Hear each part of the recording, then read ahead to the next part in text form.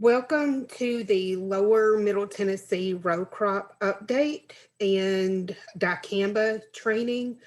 This morning, I'm going to just kind of go over a couple things about the master row crop producer, the dicamba training, and how to get your credit for master row crop producer, commercial applicator points, and dicamba training. And then we're going to have Dr. Angela McClure give us a corn and soybean update. Then we will have Ty Smith. He's going to be giving a presentation for Dr. Kelly on disease, pathogen, and a fungicide update. And then Dr. Larry Steckel will give us a weed and herbicide update. The last presentation we'll have will be Ron Blair, and Ron is over our CST variety trial plots.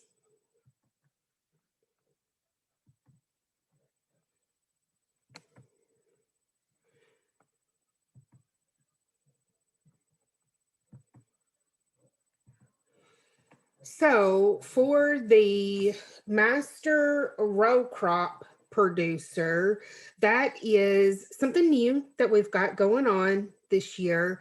I know, we've got all kinds of master producer programs, and UT felt like it was, time for the row crop producers to have a master producer program. So the website, if you are interested, or maybe you're here today to get educational credit points for master row crop producer, the website is easy. It's just masterrowcrop.tennessee.edu. And whenever you land on the page, there's 4 producers. And what's really neat here is you've got the timeline. If you're taking the Master Row Crop Producer certification for ag enhancement, we've got the timeline there. And then if you'll scroll on down, it shows how many educational credit hours you need to gain that Master Row Crop certification. So for crop management, you'll have to attend 5 credit hours to get certified for crop management, and then soil and water management, farm and financial management, equipment and technologies. Each of those you'll have to attend 2 educational credit hours, and then 1 credit hour for sustainability. There are links down at the bottom if you want to go look at our UT Crops webpage. On the UT Crops webpage, there's the blog, the UT Crops blog. I know I follow it. They give a lot of timely information on there. And then Ron's variety trial information is displayed there as well.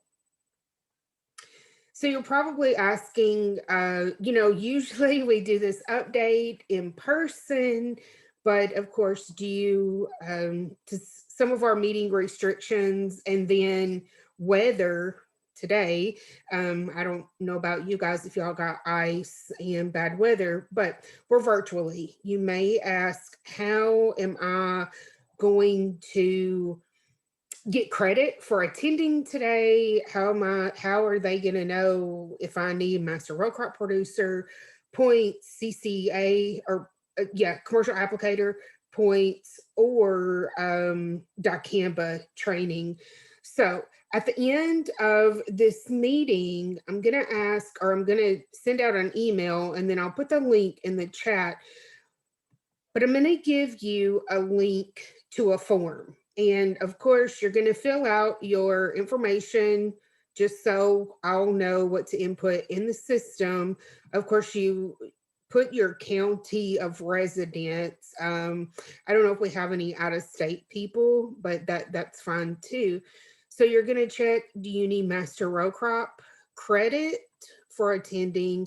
Do you need commercial applicator points? And then if you need commercial applicator points, if you'll put your certification number in there. And then at the end, do you need dicamba training do you need that certificate for attending? Whenever you fill this out, it automatically sends an email to me and I will get you input into the system. Um, so again, there's our schedule, and I have it set right now to where participants aren't able to unmute. That kind of just helps with, maybe accidentally unmuting. I've got the chat box open. So if at any time that you have a question for any of the presenters, if you will just type it into the chat, I'd be glad to relay that to the presenters. And with that, Angela, do you have yours ready? Yes, let me see if I can share my screen.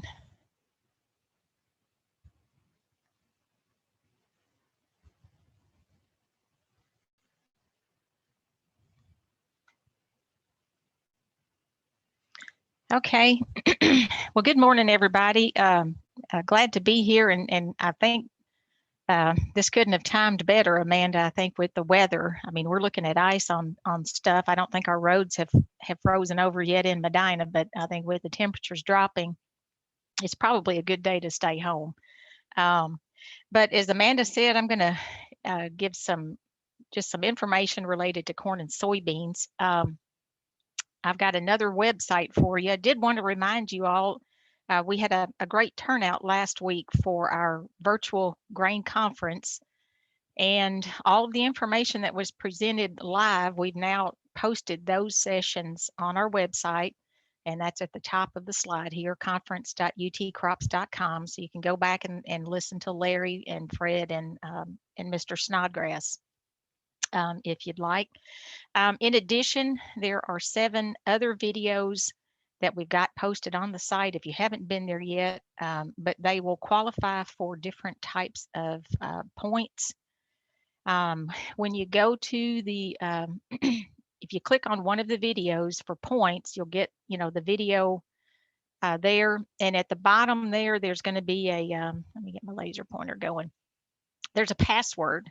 So you watch the video, and you get directed to a quiz that you'd fill out, answer 2 questions, and you need the password in order to take the quiz. So it's a pretty simple process, but again, we've got points options there if you do need those. And these will be available for points through the end of May of this year.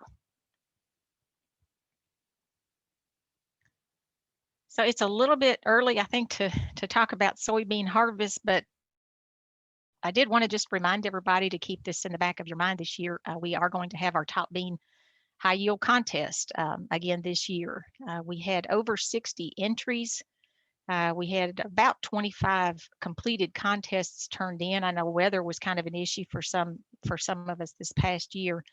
And our 2 state winners are listed here at the top. So Justin Woodall from Deckard was the irrigated contest winner with 102 plus bushels. There's his variety. Josh Watson from Sweetwater was our dryland winner, 92, little over 92 and a half bushels with a Beck's variety. So this contest is something that you submit an entry form in August, work with your county agent to, identify your field and complete a contest entry by December. There's no fee, and it's open to anyone in Tennessee that would like to enter.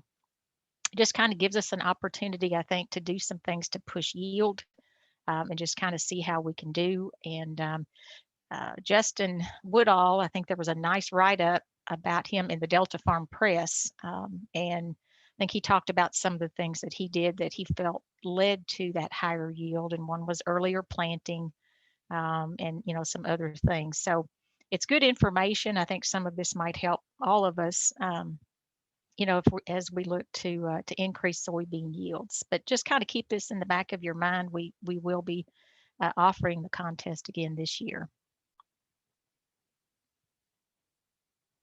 I guess the good news with corn and soybeans, at least, which is my area, is we did have some uptick in prices, and I think everybody was excited to see those. I know corn slid back just a little bit, but better prices. This is something that we haven't seen in a while, and folks are certainly happy to see better prices, and hopefully you've been able to lock some of those in. The 2020 crop, I think USDA actually adjusted our state yields up slightly based on what they determined was crop condition. Um, Average yield last year, 50 bushel beans and 170 bushel corn, which was, I think, bumped up about 5 bushels.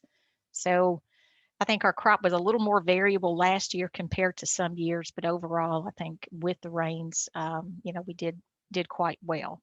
So we've got, a little better opportunity as far as prices. But even with better prices, I think it's still a good idea to do some of those things, some cultural practices that are good ideas to help stabilize yield or improve our yield potential. With corn, it's earlier planting to try to avoid heat during pollination. That we have a lot of dryland acres, and that's one way we can do that. With soybeans, planting on narrow rows, that can help increase yield, and it's not adding to production cost. Obviously, choice of variety is important as far as yield genetics, but I also think that maturity group selection is another one of those things to think about. When you're when you're looking at buying seed, or maybe you've bought seed and making decisions about where to plant some of the varieties that you bought. Because maturity group choice, we've got options in Tennessee. We're not limited to 5s anymore. We do have 4s and 3s and a few acres of group 2s. But depending on your planting date, the selection of the right maturity group can actually improve your yield potential. And I looked at 2020 and when we planted soybeans last year, and it can be quite dependent on weather. About 8% in April, over 40% in May, over 40% in June, and then some in July. So we have a fairly wide range of planting dates to deal with. And I would say that maturity group can certainly help us with that. So I've got a video on the Grain Conference website dealing with variety selection, and some of this information was in there, but I thought I would include just a little bit of it today. I think the selection of maturity group, we're in the process of adjusting some of our recommendations based on some 4-year data that we just completed this past year. So this was a project where we looked at a dryland situation. We looked at maturity groups that we typically plant in Tennessee. We just wanted to see how they yielded as planting date got later and later.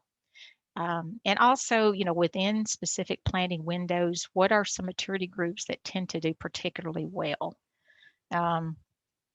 So if you look at the lines on the graph here, each of these represents a different maturity group. What we found was that the shorter season varieties, so the 2s, 3s, and 4s, tend to follow a curvilinear or a quadratic yield response. And the highest yield with a group 4 or a group 3 or even a group 2 is not always the earliest planted, but it's somewhere fairly early on that curve, and then you get this kind of this rounded downturn, gradual downturn with delay in planting. Group 5s are quite different. With a 5, the 4 years that we did our work, the best yield with the 5 was always the first planting date. And they tend to follow a linear yield decline. And so you get more of a straight line decline, with time with those group 5s. So when you look at specific planting windows, how do the the maturity groups compare? So if you're looking at April, this is a 4 and a 5, good stable options for an April planted soybean. Group 3s can be as well, and certainly if you're interested in an earlier harvest, this will allow you to do that. But the yields with group 3s in our work tended to peak slightly later. So late April, very early May was kind of prime time to plant a group 3. They needed just slightly warmer conditions. Um, Going into May, which again, we're planting a lot of soybeans in May. Um, I'm looking at a group 4 is probably my pick of the litter here. I think you've got better yield potential with a 4 compared to something like a group 5. And it's not that a 5 won't do well, but I just think the yield potential for a 4 or even a group 3 um, is a little bit better than a 5. And if I'm planting a group 3, I'm going to look at maybe the first 2 weeks of May, try to get those in on the earlier side, and also put those on some of the better ground. As we look into, double crop timing, we have some differences here. The 5s are actually quite stable as a double crop bean, those and group 4s. The group 3 yields are going down. They don't tolerate that late planting and the heat as much if we're not able to provide irrigation. But a group 5 or a 4 would, any of those would be great options. So the idea is to try to update, what we suggest folks might try to do. A group 4 has a good fit pretty much anytime you want to plant, but I'm encouraging folks to look at 5s and even 3s if they can make those work, because that's bringing new, different genetics, into your production. And I think that is helpful for yield. I've been very, impressed at how well a group 5 bean does as an early plant option. And I know we can't always plant a lot of beans in April, but that was one of the things that stood out to me is, 5 has a great fit as a very early option or a late option under dryland conditions. So that's how we kind of use this information. The only difference with irrigation, you got a lot more choices because you are able to supply water. Under irrigation, the only thing I might change is if I'm irrigating, say, double crop beans, a group 3 is actually a more stable later planted option than a 5 under irrigation, a group 3 or a group 4. So that would be the difference there. That's kind of how it works. But again, the idea is the right maturity group can help improve yield potential for your planting date. The other thing I wanted to mention, since I'm looking at, these percentages of beans and how much we're planting when, a lot of May planted beans. We don't always get in April as early as we'd like, but a lot of folks are looking at May as kind of their starting point. The thing about May planting, yields can be pretty good, and it certainly does depend on the rain. But when folks have issues with standability, it's often because they're planting in May, and it's often because they're planting a tall bean that gets a lot of growth on it with that May planting date. This is just a picture of 2 varieties. These are the same varieties, but it's just, kind of comparing height depending on when they were planted in 2020. And one of the things you can see is May planted beans are taller. And I think all of the work that we've done over the years, we have the most problems with, height and lodging, with those May planting dates and with varieties that tend to get too tall.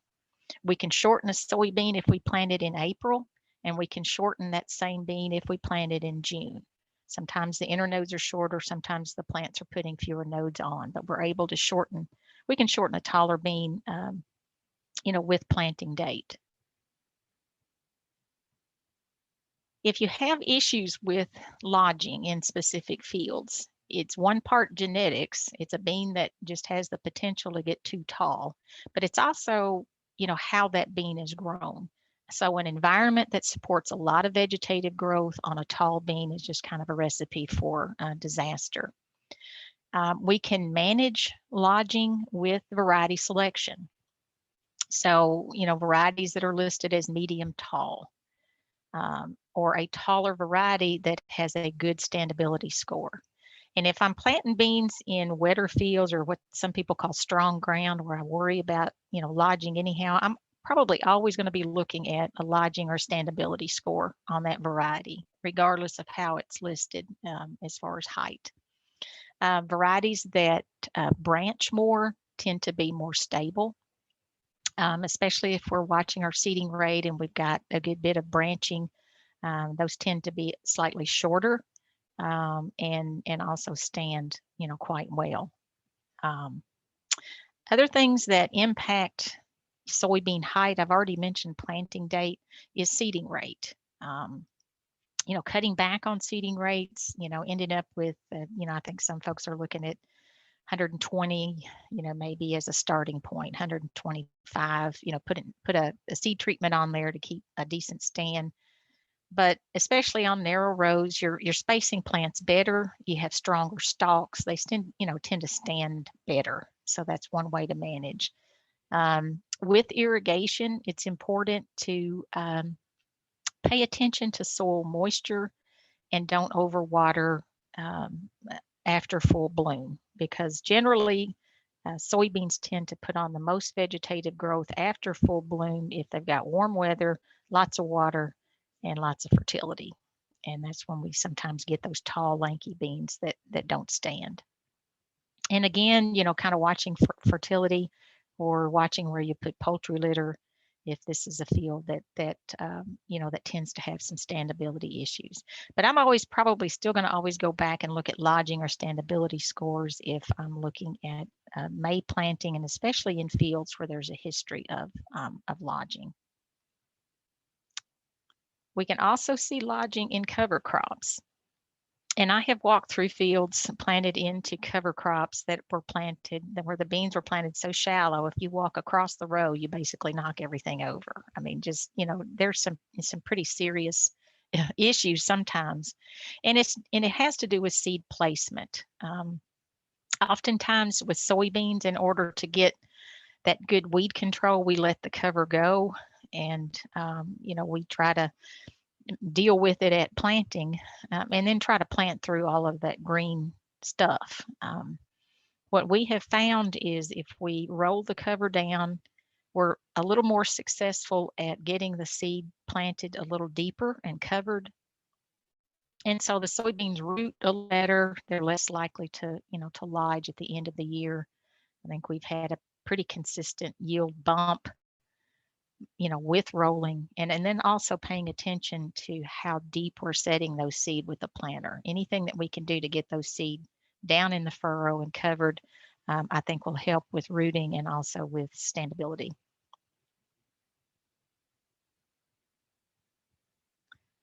So standability scores, the University of Tennessee collects those. If you go to our variety data resource, the search.utcrops.com, and click on soybeans, especially if you're looking at our searchable database here at the bottom, there's a little tab there.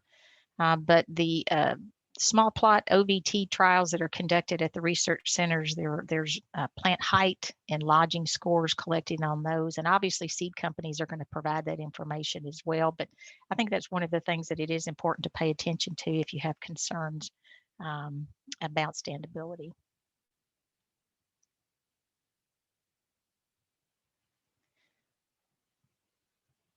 So I'm going to switch gears here and talk a little bit about some of our fertility research, share some of the results that we've gotten. A number of these projects are ongoing, so we're kind of maybe halfway through. We're still collecting some data, but I thought I would share some of this information with you today. We do have a corn checkoff, and now we're able to get some research projects funded with that corn checkoff that there was no funding for in past years, so we're certainly very appreciative of that. This is a project that the Corn Board funded this past year, and we're continuing this work this year and adding another location.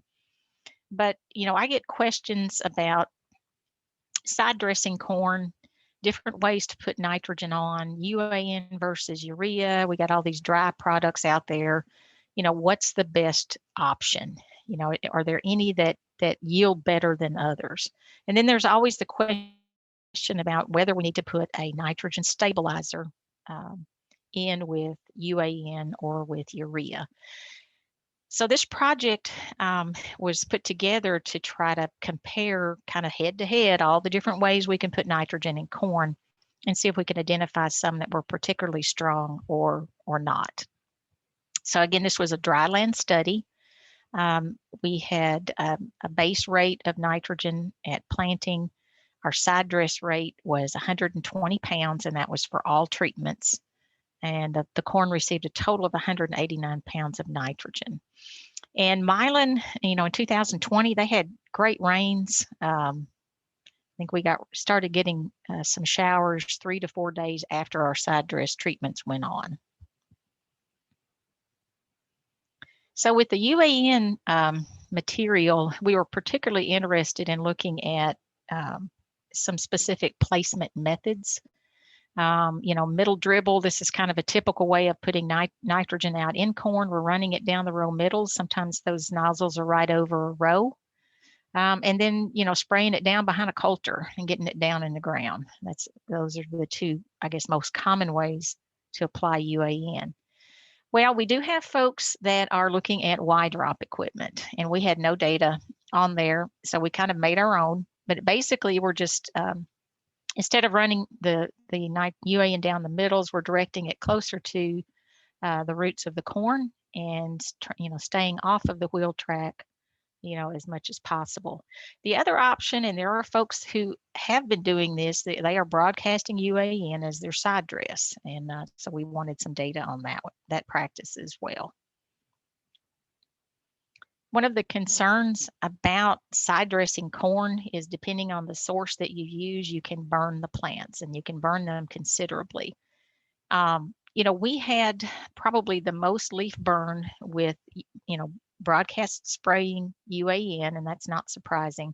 And then the granular ammonium nitrate, those two burnt the corn. The rest of the treatments, it was very, very small, minor amounts of leaf burn that didn't amount to anything. But we started getting rain, 3 and 4 days later. Temperatures were warm. The corn grew out of the injury. This is a plot where we had oversprayed UAN. This is 10 days later. You can still see a little bit of leaf burn, but by and large, the corn's looking pretty good.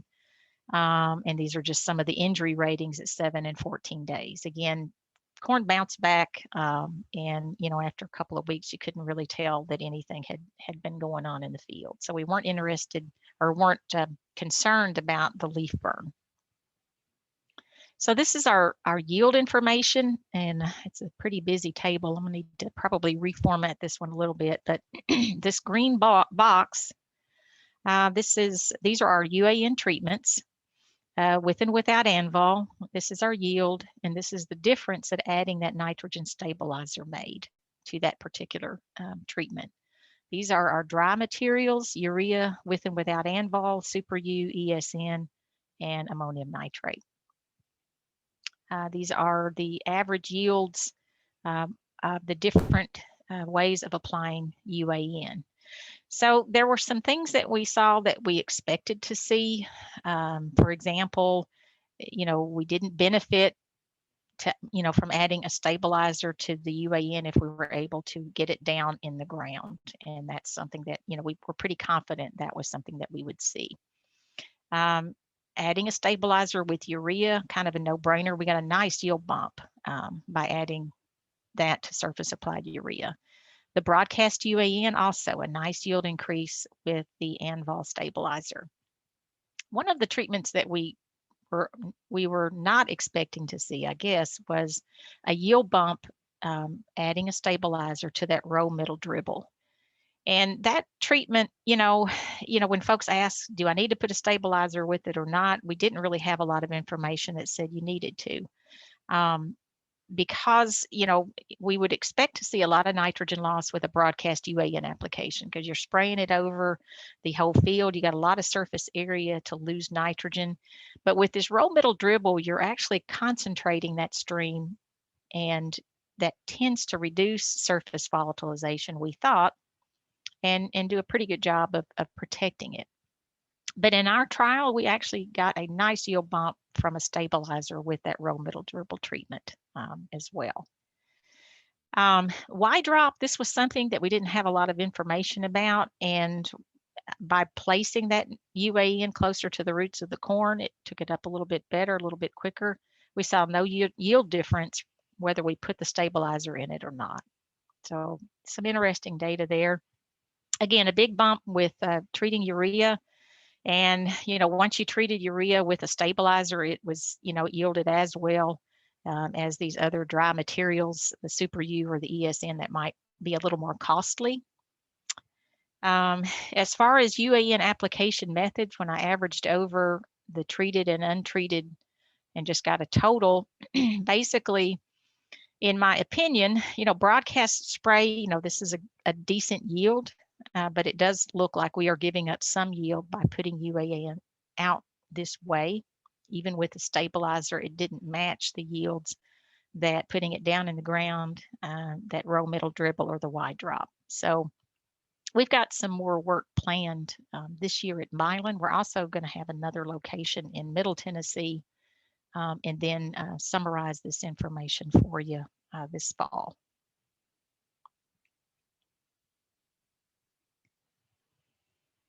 Another project that I looked at nitrogen and specifically nitrogen placement was a cover crop project. We've been looking at cover crops for a number of years now, when to terminate, how to terminate. And, a couple of years ago, we had some cover crop, corn projects, and we noticed that we kept coming back to this. It looked like we were losing nitrogen in that system, even crops or even with these mixtures that had legumes. We'd end up with smaller ears or things that looked kind of like nitrogen deficiency. So one of the things that I wanted to look at this past year was nitrogen placement. Specifically, if we put granular material out and it's sitting on top of residue, is it not getting to the ground? Are we losing some nitrogen in that way? And then compare that to, using a UAN rig to put that nitrogen down below the ground. So we terminated our cover crop either by spraying the whole plot and killing everything. In some, we took the cereals out and left our legumes. We tried to do a strip kill where we tried to, kill a strip for our planter to go through, leave the middles and kill those after planting. And then we had a no cover check. Didn't see a lot of differences in yield. Again, this was a dryland type study, but we had pretty decent rains in Jackson.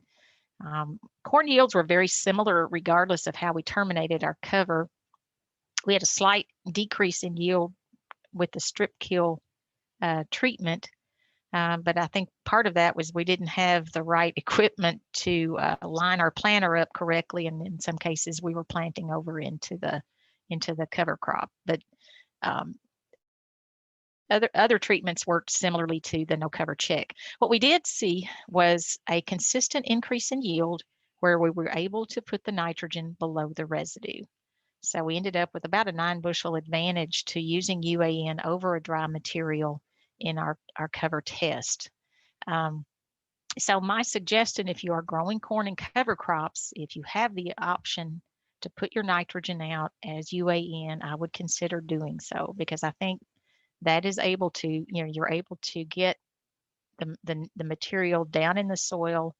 I think there's something going on leaving it on top of the residue, potentially losing some nitrogen. So just kind of thought that was interesting, for those that are working with cover crops.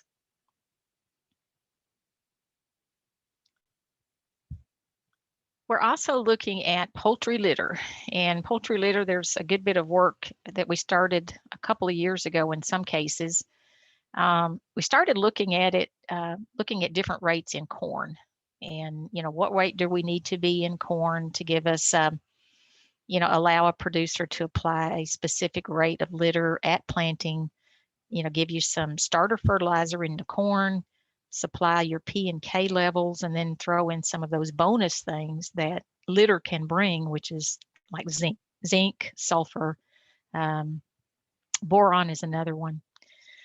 But, from the standpoint of economics, I think the more we can do with that litter application, I think the better. And specifically, last year we looked at the rotational effect of corn applied litter to soybeans.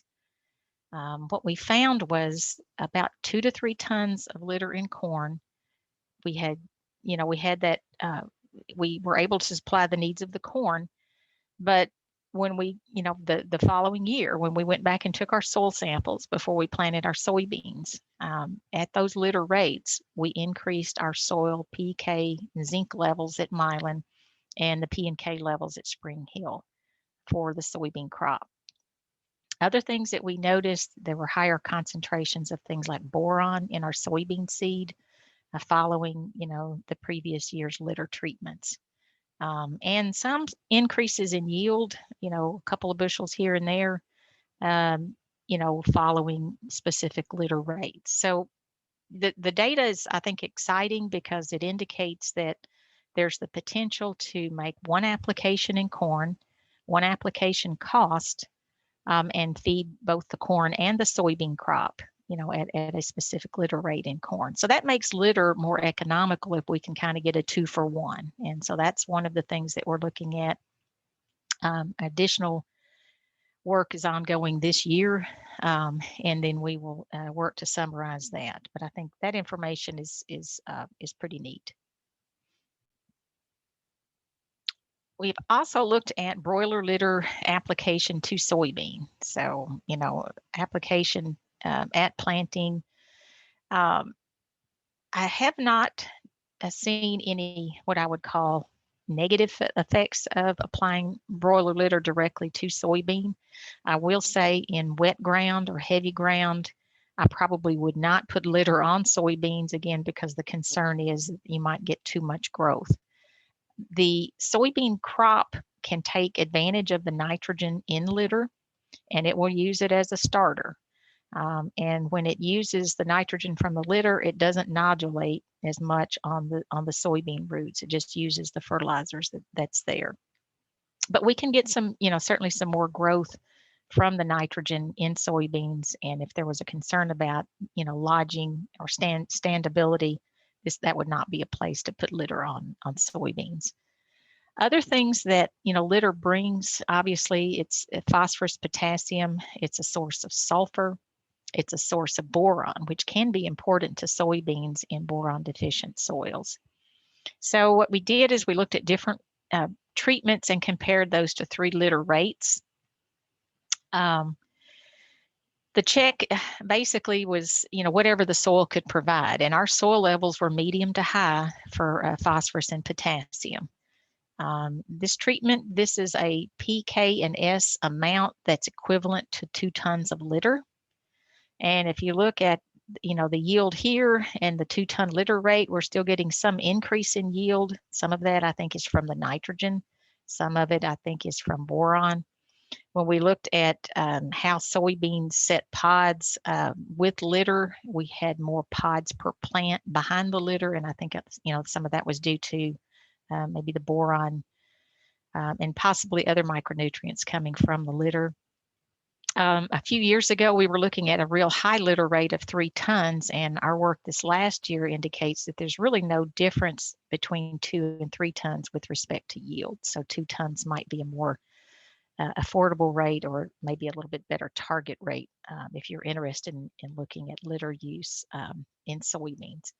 So, again, I don't think we're seeing negatives to using litter in soybeans, either as a direct application in that year, and certainly some positive data that indicates we can fertilize corn with litter and take advantage of it in our soybeans as well. So we got, a good bit of data or a good bit of work planned, this coming year to sort some of that information out.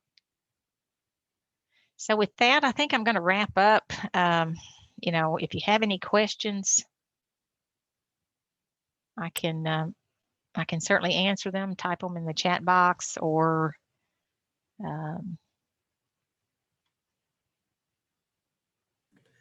okay. I've set it to where participants can unmute. So if you have a question for Angela, feel free to unmute.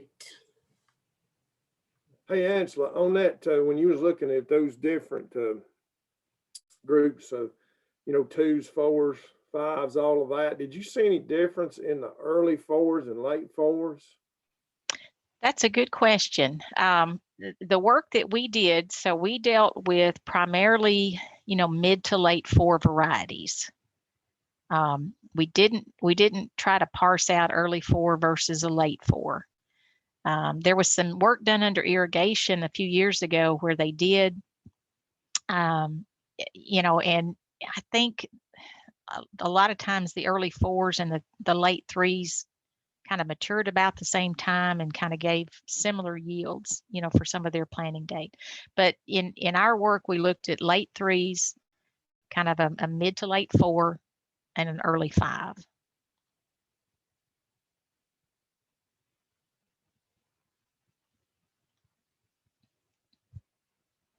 One of the things that I would probably say, if you're wanting to separate out 4s, is especially when you're looking at late planting.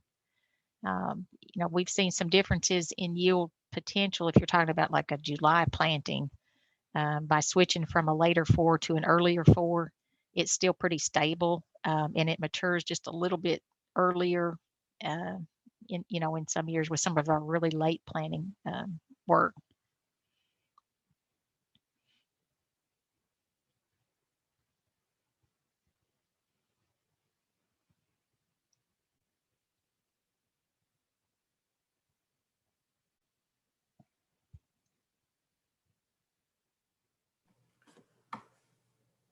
Are there any other questions?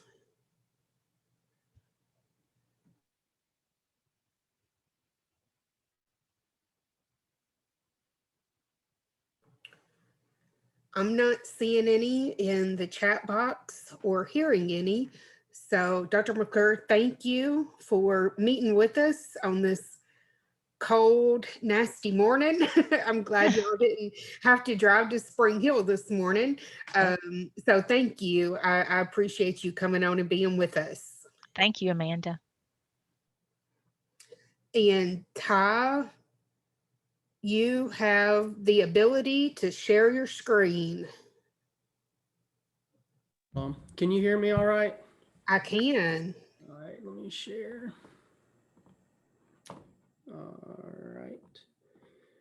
All right, thanks for having me today. Like was mentioned earlier, my name is Ty Smith. I'm one of Dr. Heather Kelly's PhD students. I'm going to fill in for her today. She's on maternity leave right now, but I'm going to just fill in for her. So essentially what I'm going to get to today is just kind of an update on some web resources, some new pests and diseases that we need to be on the lookout for, as well as some product updates. And then I'll get into a little bit of data that we have on some of those products that I'll talk about in a minute. First off, just to kind of give everyone a background as far as the disease pyramid. So the disease pyramid, if you've never heard it before, is essentially just 4 major factors that we need to be aware of when you're trying to figure out if a pest, or in this case, a disease, is going to result in yield loss. The first of those is the pathogen, or the pest in this case. This can be influenced by your field history, location, cover crop, etc. That just essentially means, is the pathogen there? And can it, based on your field history and whatnot, can it actually show up? Next, we have environment. This is going to be the field itself, or the climate that you're in. This is what's going to promote that disease development. This can be influenced by a lot of things, including your planting date as well as your planting density.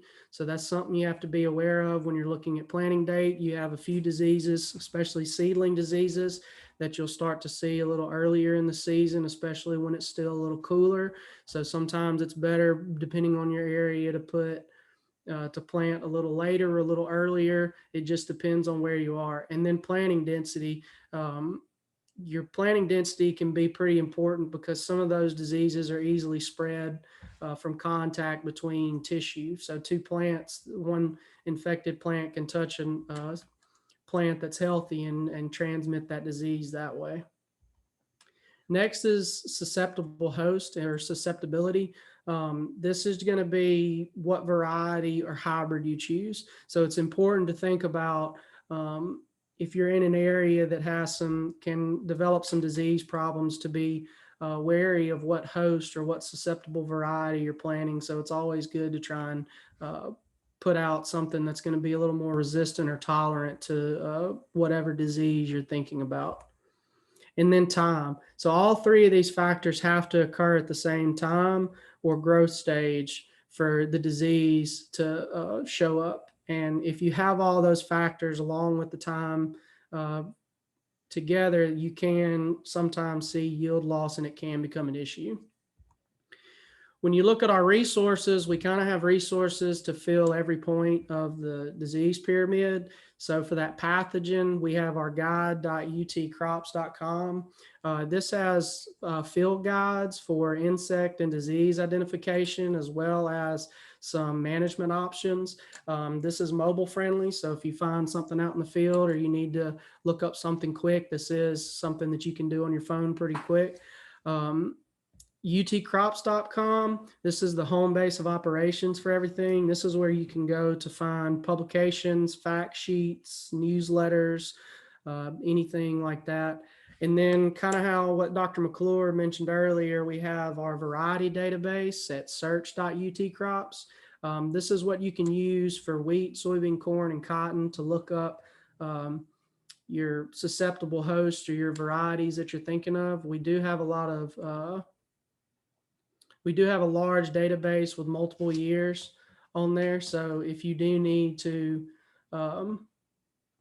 look up and see if a variety that you're thinking about planting is good for your area and good on some of these diseases such as frog eye leaf spot on soybean, we do have a large database with a number of years of data to back that up, as well as how they handle with and without fungicide applications. And then news.utcrop, this is just our newsletter. You can subscribe to a weekly email. We also do have a social media account on Twitter. So if you want to get in contact with anybody that way, it does post regular updates. Now to get into some of the new diseases that we need to be on the lookout for. The first one is going to be taproot decline. If anyone has ever seen sudden death syndrome or stem canker, this can look pretty similar. It is a soil-borne pathogen. One of the big key differences, though, is that when you go to pull those plants up out of the ground, you will see the plant break off at the soil level. So that taproot gets real brittle, and when you try to pull it up from the ground, it'll snap right there. Another thing you'll want to look at is when you peel the canopy back around plants that look like they're infected.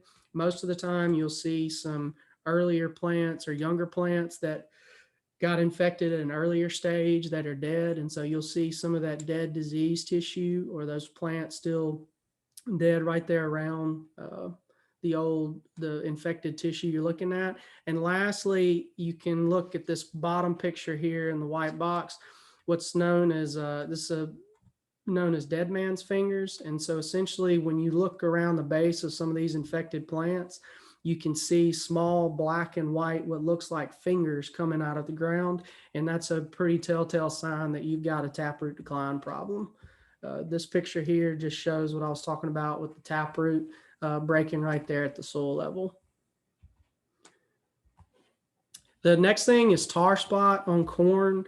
As of right now, corn is its only known host. It shows up as little brown necrotic lesions that start to develop these black spore structures on them. It can pretty much take over an entire leaf. It hampers photosynthesis, and sometimes it can actually just kill the whole plant. It can be a bad yield problem, but as of right now, they've really only seen it kind of more up north and towards the Midwest. First off in Indiana and Illinois, and then they've found it over in Michigan. They have picked it up a little bit in South Florida, and it has increased in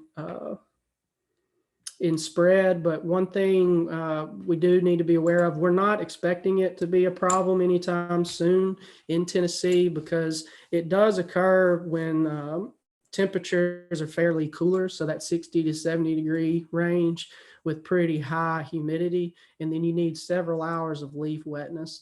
So thankfully, we don't, in the peak corn season, we don't exactly see a lot of temperatures in that 60 and below range. So we're hoping that this one doesn't become much of an issue, at least not in the near future. Next, for any of you that grow cotton, there's a new disease that's kind of showing up in Georgia and Alabama, and this is areolate mildew. It's pretty problematic down there further south in Alabama and Georgia. It can cause some defoliation, which can lead to some yield loss. We don't have it here in Tennessee, not to our knowledge. We haven't had any calls about it or seen it yet. For symptoms, if you look on the bottom of the canopy and the underside of the leaves, you'll see a lot of defoliation. And then if you flip the leaves over, you'll see this kind of powdery white mold, almost looks kind of spider webbish. And on the top, you'll see some necrotic and brown lesions that you'll be able to notice as you're walking through the field. And then we have cotton leaf roll dwarf virus. This slide here was shared by Dr. Austin Hagen over in Auburn, where they've been looking into this a lot. This virus is aphid transmitted to the best of our knowledge. And these 4 pictures here just kind of give a general idea of some pretty common symptoms associated with cotton leaf roll. You see that leaf puckering up in picture A. In picture B, you'll start to see that upward cupping of smaller and younger leaves. And then you can see some dark red and maroon leaf midveins in picture C, as well as you might see some of that downward leaf roll. And then at the base of the plant, you might get some adventitious shoots. So even if maybe some of that cotton is starting to dry down a little bit or anything like that, and defoliating, you can still see some of those smaller juvenile leaves down at the base of the plant trying to shoot off. All 4 of these samples here all tested positive for the leaf roll dwarf virus. We picked it up a fair amount in 2019, kind of around us, but this past year we only had 1 positive sample that came from the station out of all the samples that we tested. So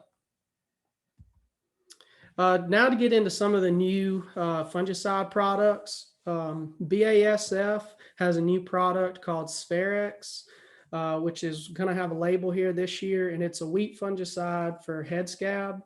Syngenta, if you're not familiar, has a new product called Mirvis. It's got a new SDHI compound called adepidin, and right now these SDHI compounds are looks like they're going to work pretty well for us in a lot of different crops. So these are some of these SDHIs are good to have right now. You'll get it in a number of different paired compounds. You might get it with a QOI, such as your azoxystrobins and pyroxastrobin. And you might also get it with a DMI like difenconazole. So Mirvis Ace is one of their products, and it's going to have that new SDHI compound along with propiconazole, and that's going to be labeled in wheat. You have Mirvis Neo, which is that SDHI compound adepidin plus azoxystrobin, as well as propiconazole. So that's labeled right now for corn and soybean. And then you also have Mirvis Top, which is going to be the same thing as Mirvis Neo, but without that QOI fungicide.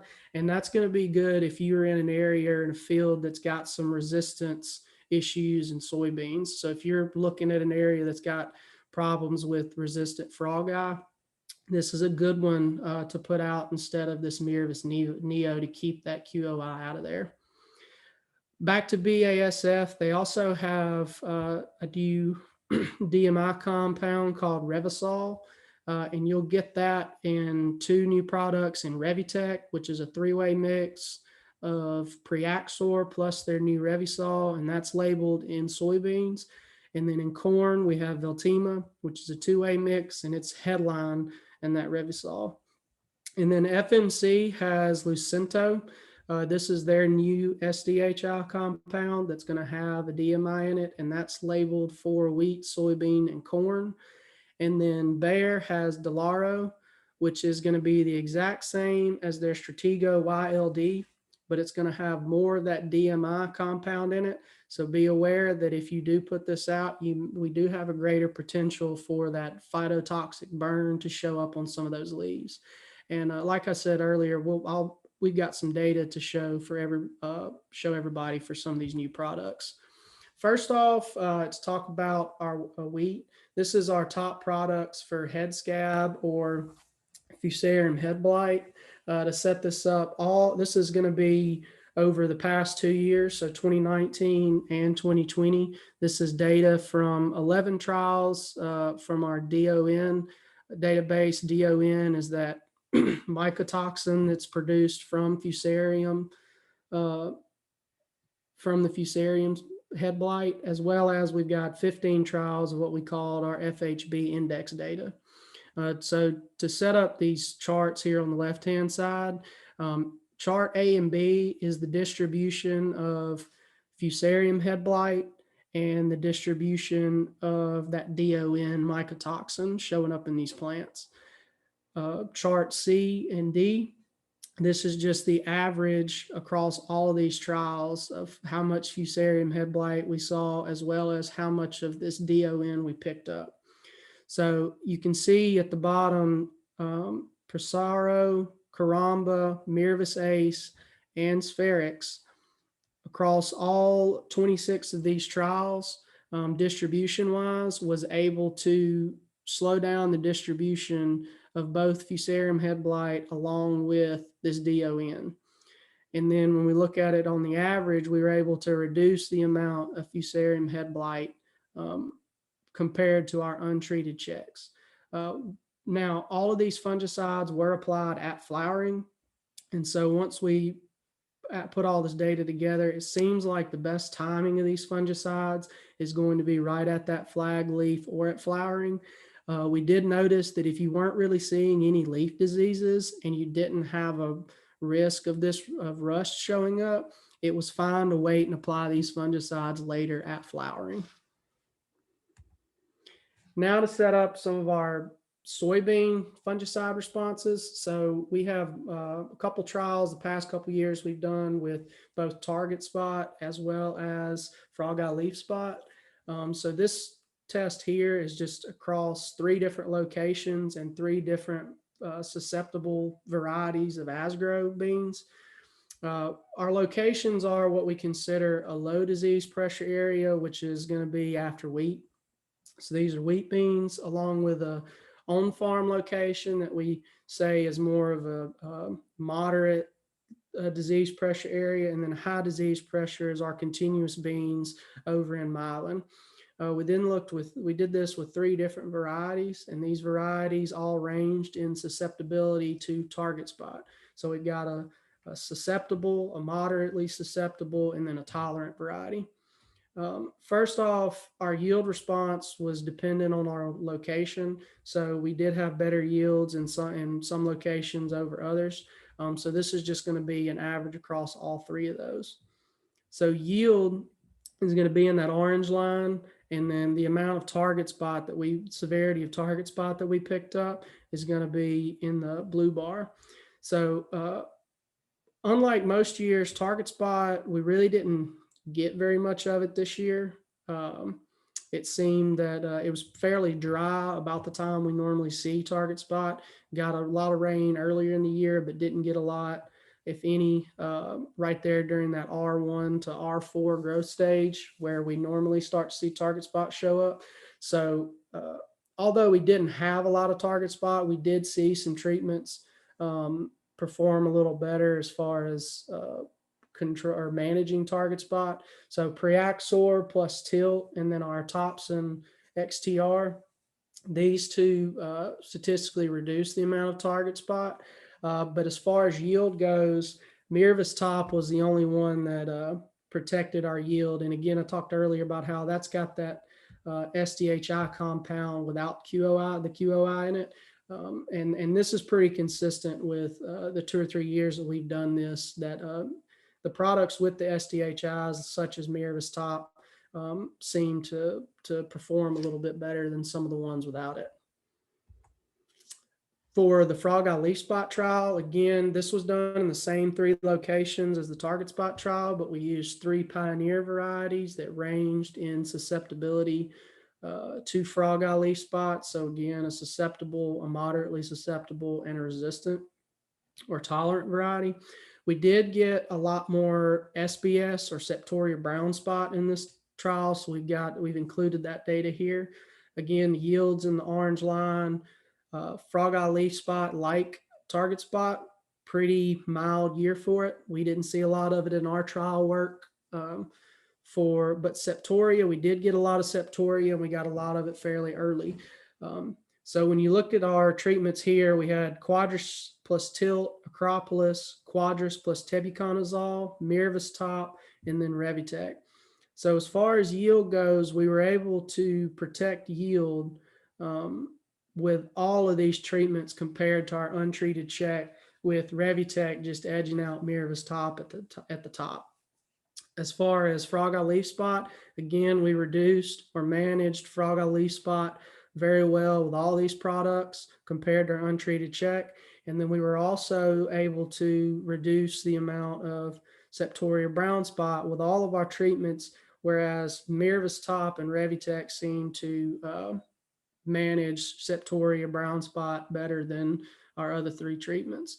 So we're thinking that this test probably, Septoria brown spot probably drove our yields for this one, with frog eye being as low as it is.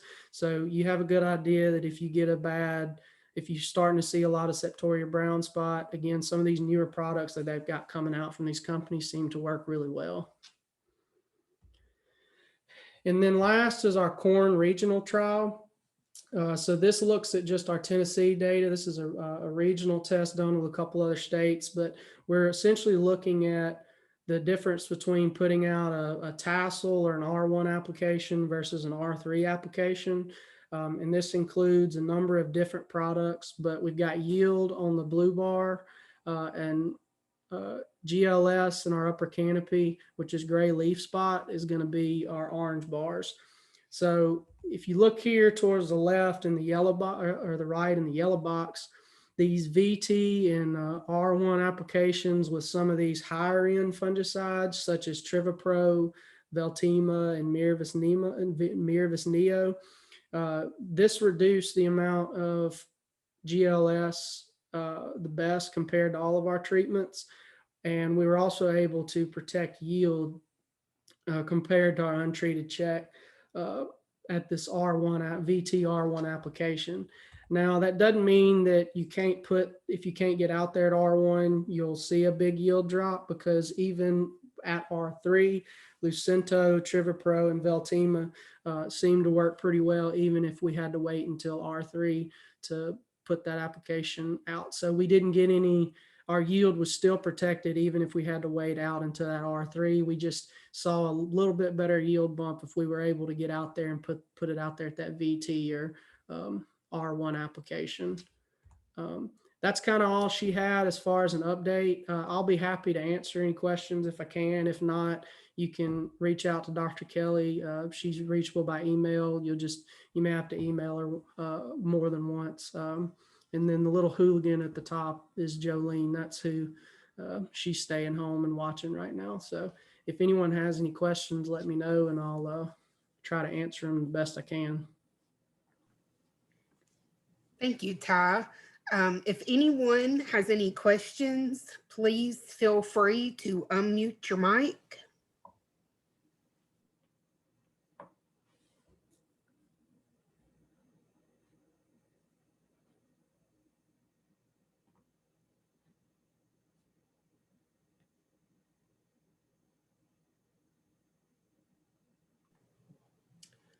I'm not hearing any on my end, and I don't see any in the chat box. So thank you, Ty, for coming on this morning and attending with us. I appreciate you presenting Dr. Kelly's research information. No problem. Thank y'all for having me. And like I said, if I may have gone a little too fast, I apologize. But if you do think of any questions, I'll be around for a while. So just let me know. All right. So next on the agenda, we have Dr. Larry Steckel. Dr. Steckel, you have the ability to share your screen and unmute your mic.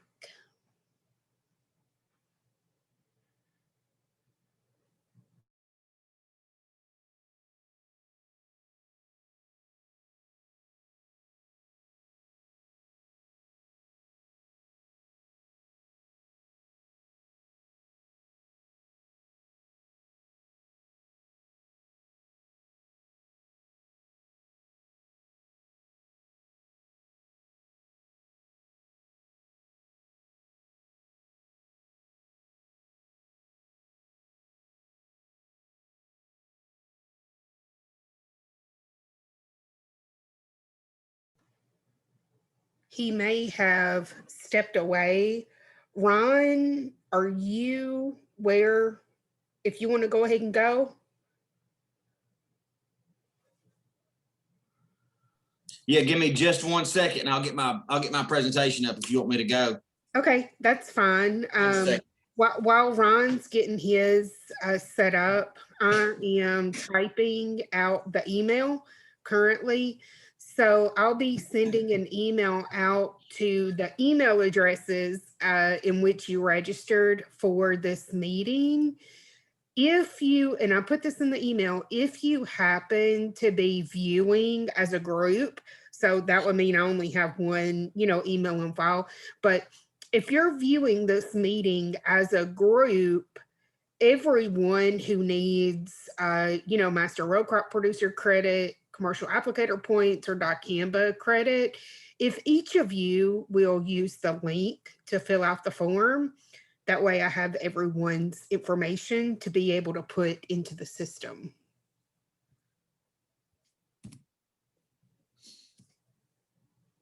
And Ron, I can see your screen and I'm ready to go when you are. Ron, All right.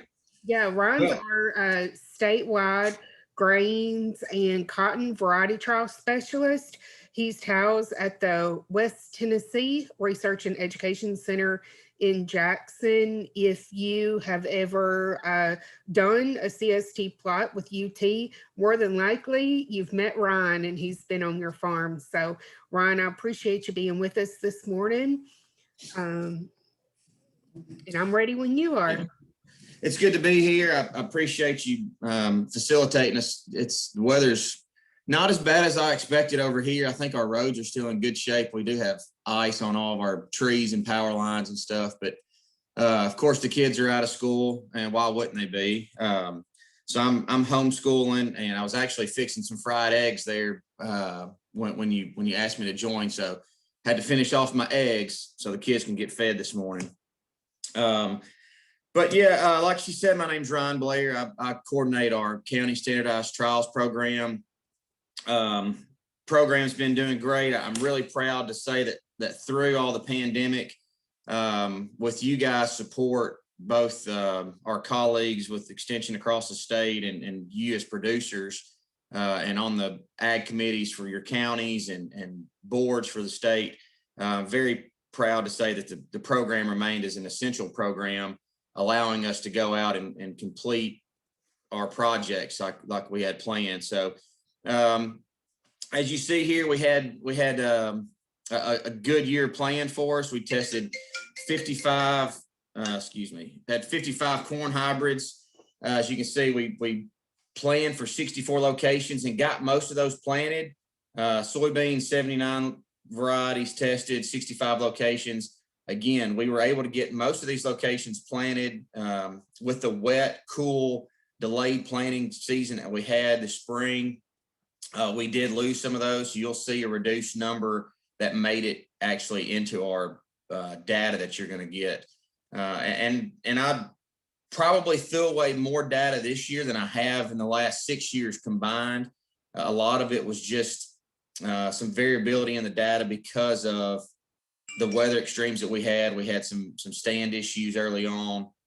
We had several plots that got water on top, either early on or, Amanda, right there before harvest. We had a bean plot there in Perry County down on the Buffalo that was neck deep in water at time of harvest. So we ended up not taking those beans out. If we get data that comes in and it looks odd, something's not right, or varieties that we know are supposed to do well aren't, or they're just all over the board, I don't have a problem throwing that data out. I know everybody likes to see their data in the book, but if it's not good data, it's not going to make it to the book. So you'll see some reduced numbers there. Wheat. So this would have been the 20, this would have been the 19 planted, 20 harvested wheat. We had 21 varieties, 11 locations. And then this year's cotton, 21 varieties, 15 locations. I don't know if we've got any cotton growers. Amanda, do you know, or Kevin, do you know if we got any cotton growers on this call? I'm probably the only person that has any cotton in your counties. And I think that's due to falling off the truck when I come and plant your CST plots. I know we've had some cotton, a few strayed cotton plants out there in the cornfield and bean field. But if we do, I'd more than like to talk to you guys about this cotton. I don't think so, Ryan. Okay. Well, if you've got guys asking about cotton varieties, give me a call. I won't bore you with the details today. So here's kind of where we're at across the state. Again, real heavy in West Tennessee, of course, most of our acres. Building counties in Middle Tennessee and East Tennessee. Eventually, I'd like to be able to separate and give you guys kind of a more detailed area idea of how these varieties are doing specific to your area. That's a plug. So for you that are involved in the CST program, I appreciate you more than you know. If you guys know farmers or are on this call that want to be involved, please reach out to your county agents. I'd love to get more locations. That's what it takes is more locations to make a stronger data set. So variety selection, just some considerations. One of my biggest things is a realistic yield goal. So when we look at this data, you'll see a lot of these 200 bushel corns and 80 bushel beans and this and that. Guys, I don't like reporting those numbers. They can be misconstrued. A lot of times these plots are put on some of the better ground on a farm.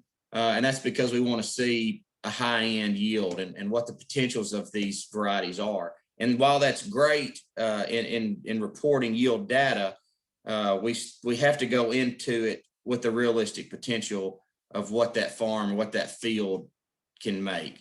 So if we're going to make 140 bushel corn, let's not expect to pick a variety and think that we're going to make 200 bushel. But like Ty just talked a lot about the disease and stuff, looking at field history, what we've seen in the field in the past. If we've got a bad frog eye leaf spot area, we need to know that when we're going into our soybean varieties and pick a variety that's going to be more resistant to that disease pathogen. Drainage is a big one. I've tried to separate corns in the past based on soil drainage. And basically the cream of the crop rises to the top in poor drained and better drained soils. Now there are corns, of course, and beans that are going to do better or worse in wet ground or on dry ground. But for the most part, if it's poor ground, the better varieties are still going to do better. So I try to look at our data and make some differences in placement, but that's more difficult than it probably could be at some point. Cost is another big one.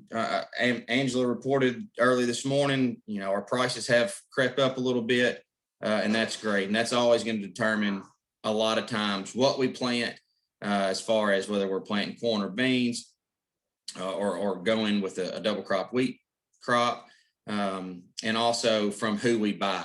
So cost has a lot to play with that.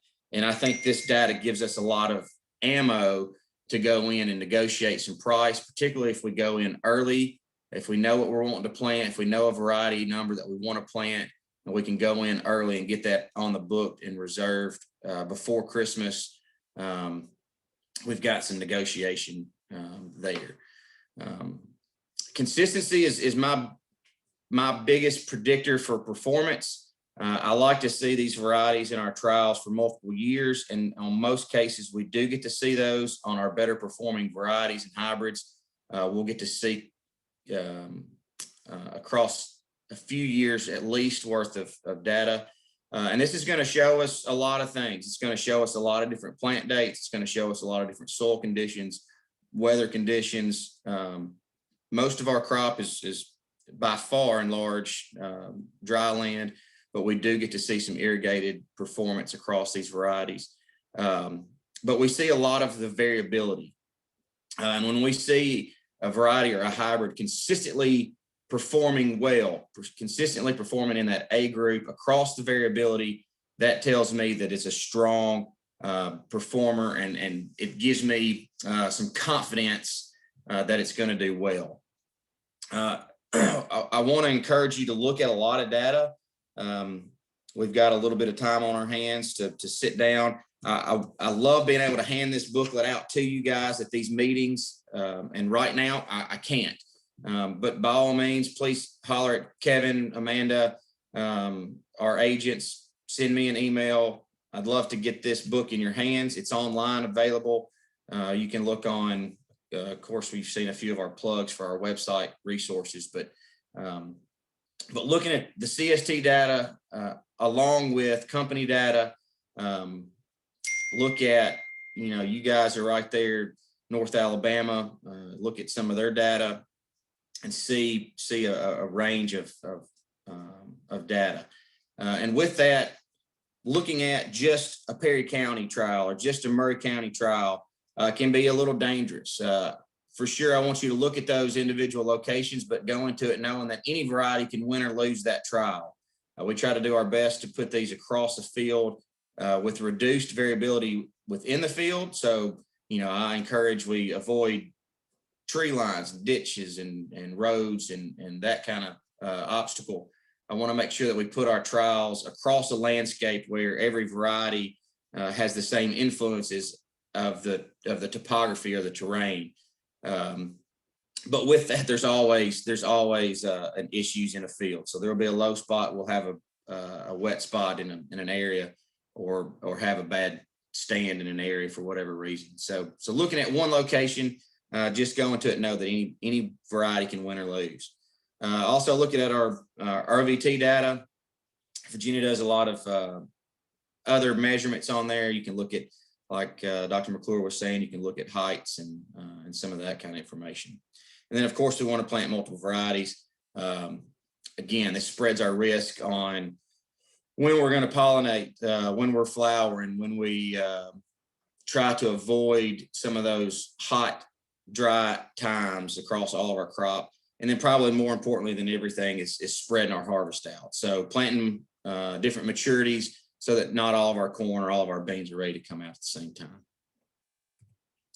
A couple of our web resources, search.utcrops.com. That's going to be our searchable databases that was pulled up just a second ago with all the variety trials. And then news.utcrops.com, a great resource. You can get on there and sign up for our blog.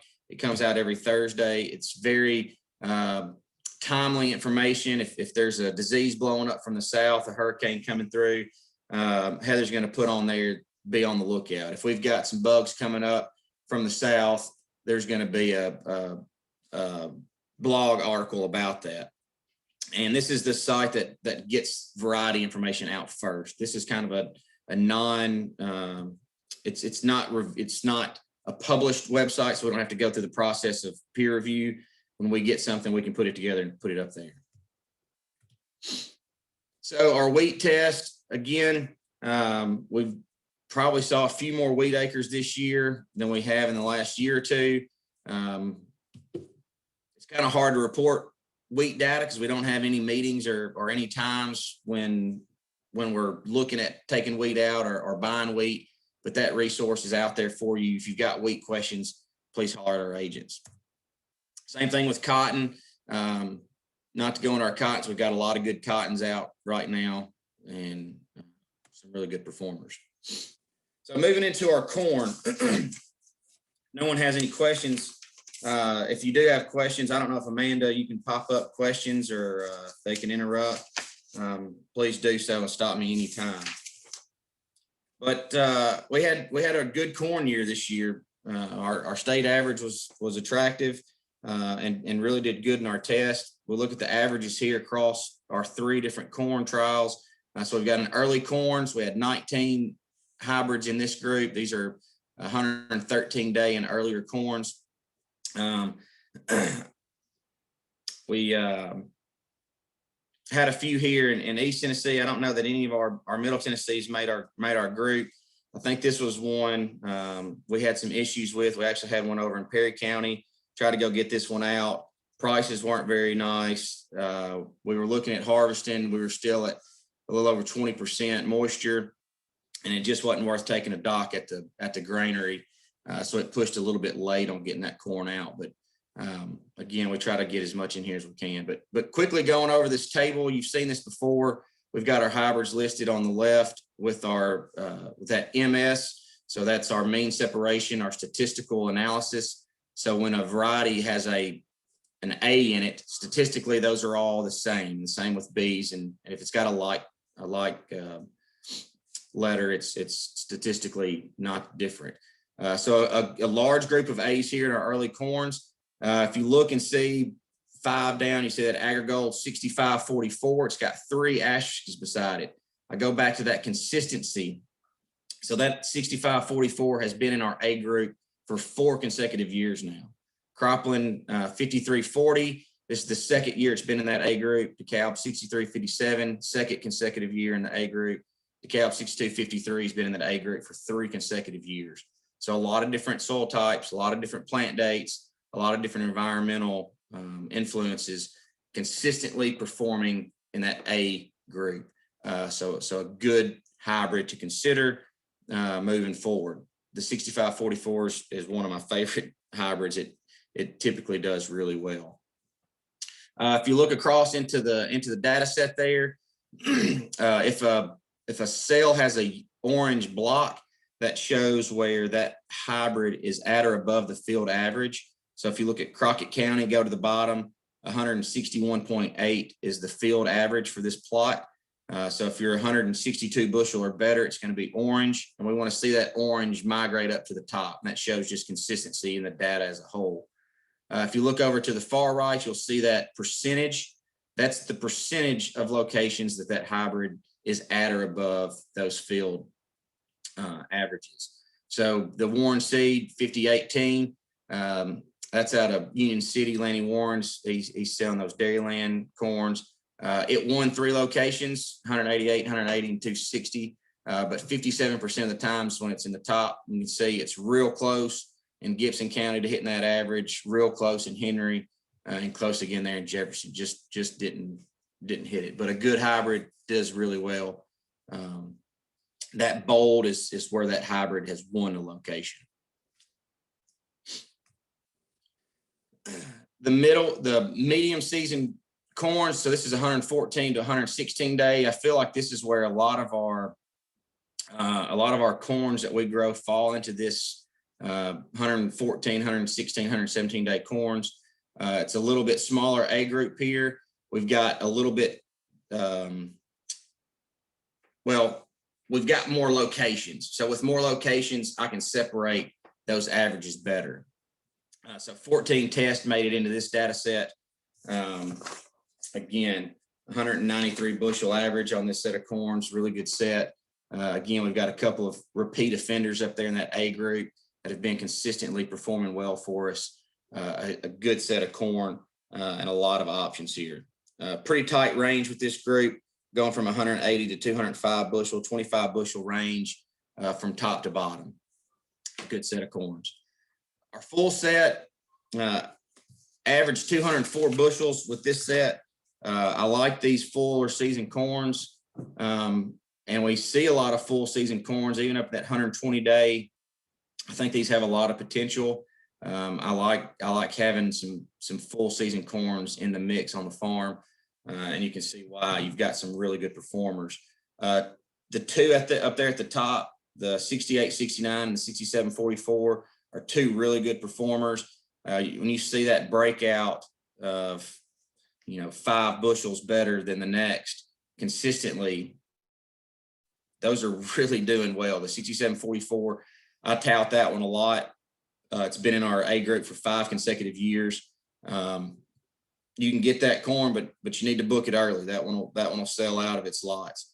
6869 is a little bit newer corn, but it's doing well. The Dynagrow, for y'all growing Dynagrow, that 5751, that's one that I'd put on the farm. We've watched it in that A group for 3 consecutive years. It's done really well, and a good corn hybrid.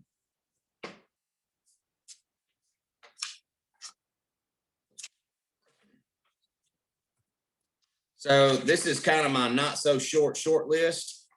So this has our A groups from 2017, 18, 19, and 20. I put all this in here because we do see a pretty quick turnover on a lot of these. About 3 or 4 years is all that we'll see in our trials. So a lot of times they'll still be carried in the portfolio by these companies, but a lot of times after 3 or 4 years in our A groups, we know how they're going to perform, or we expect to know how they're going to perform. And with a limited number of entries that a company can enter into the trial, they'll replace it. So I like to put this in here if there's something that you want to go back and look at. If you see a number, if you've got a retail throw you a number and you want to see how it's done in years past, you can look at this historical data, not so far in the past, and see how they've done. Real quickly, before we go on to beans, we're talking about companies. There are some changes that we've got that we're gonna notice this year. For one, we've had Terrell Rev in our trials for several years. That Rev component is a DuPont owned component of Terrell, and Terrell was bought by Pioneer, Corteva, and Pioneer is going to be replacing that Terrell Rev brand with Pioneer. So if you've been planting a Terrell variety, you can probably still find something very close or similar within a Pioneer, but we're not going to see that Terrell Rev brand anymore. They're going to replace that with the Pioneer brand. Winfield Solutions is going through some changes. And so we've been seeing the Armor and Cropland brands. So moving forward for our cotton guys, you won't see a Cropland cotton anymore. It's all going to be delivered in an Armor brand. And I think the soybeans this year are going to be in an Armor brand bag. We may still see some Cropland in that soybean component, but it won't probably be but for one more year. But expect to see those all in an Armor brand. As far as corn goes, they're going to go to the Cropland brand. So you're not going to see Armor offered in the corns anymore. Again, this year may be a little bit into the line. There may be a few offered out there on the Armor, but moving forward, I believe they're going to replace all that with the Cropland varieties. But for 2021, you're probably going to still see both. We've got some new guys in our trials, Taylor Seed. So that's Ricky Davis. Some of you may have known him from the Pioneer Terrell days. That's out of Shelby County with Agri-Technology Solutions. Local Seed, they've been in our trials for a few years now. Some of y'all may remember Chisholm Craig. He was our 2 or 3 positions ago, our cotton specialist. Chisholm's with Local Seed. He's kind of helping lead that group. They've got some good stuff that's been doing really well in our trials over the last couple of years, and they're moving some products. Credenz is doing a lot of moving and shaking with the BASF brand. So that was previously the Bayer brand. When Bayer bought Monsanto, they split off. BASF is now in the genetics game, and they took with them the Credenz. They took with them the Liberty traits and some other things formerly from Bayer. They've got some offerings in the new GT27s we'll talk about in a minute. But they've got a lot of good options out there. The other thing moving into soybeans is, what are we going to do with herbicide tolerance? And we're basing a lot of our decisions on variety selections based on what trait herbicide tolerance we're willing to use on a farm. Still seeing a few straight goods products here and there in pockets. I haven't seen a straight goods Roundup bean planted in a long time. I haven't seen a straight goods Liberty product planted in a couple of years, but I know there's still some out there. But we're looking at in 2021, I think somewhere in the ballpark of probably 65% of our acres is going to be those Extend beans. I think maybe 20% in that Extend Flex. That's the new Extend Flex varieties here. We've got Roundup, Liberty, and Dicamba. And then I don't know, 8 to 10% of our acres will probably fall in that Enlist set. So so when we look at, and I mentioned the GT27s. So the GT27s, those are tolerant to glufosinate, Liberty, and Roundup. They're also tolerant to the Elite 27 as a pre. And so that's azoxyflutol. It's an HPPD, very close to like a Callisto that we've used in corn. It's a great pre-emerge herbicide. It's done really well. It has a great reactivation. The problem with it is we've only got label for it in 5 Tennessee counties. So Dyer, Lake, Lauderdale, O'Bine, and Weakley counties are the only counties that we have a label for the Elite 27 product used as a pre. The fit for these GT27s for me is if we've got a failed corn crop and we've gone in there with mesotrione, with Callisto on our corn, and we lose that corn crop, that mesotrione's in the same category as the Elite, and so we've got tolerance to come in behind that Callisto application with these GT27 beans. Besides that, with just a straight Liberty or Roundup offering, there may be some good fit for it in the future. Hopefully we'll see this Elite become available for more counties across the state. But so we're looking at a lot of the Extends. So that's Roundup, Dicamba tolerant. We're looking at a lot of these flexes. That's Liberty, Roundup, and Dicamba. Larry's going to talk in a little bit, and that ability to put Liberty in the mix on these beans goes a long way. We've been using it for several years with cotton, and it's done well for us. The Enlist system, I like these beans. Being able to come in, again, I think it's the Liberty component in this Enlist system that's really giving it its backbone. But to be able to come in and spray 2,4-D, I know a lot of you guys are more in nursery crop area of Middle Tennessee. We don't have to deal with that as much in West Tennessee, but these may be a good fit for you guys over there that can't spray dicamba around these sensitive crops. I know with the 2,4-D, you don't have near the restrictions as far as borders and things of that nature. So a good fit for it. I can say I like the yield potentials in all these beans. They're pretty close related if you go down their lineage, but the yield potentials for the Enlist, Extend Flex, everything looks strong. So moving into the soybeans, this year in our group 3s, we tested 8 varieties in this late 3. Had 4 locations make it to the final. I think we started with 8 locations.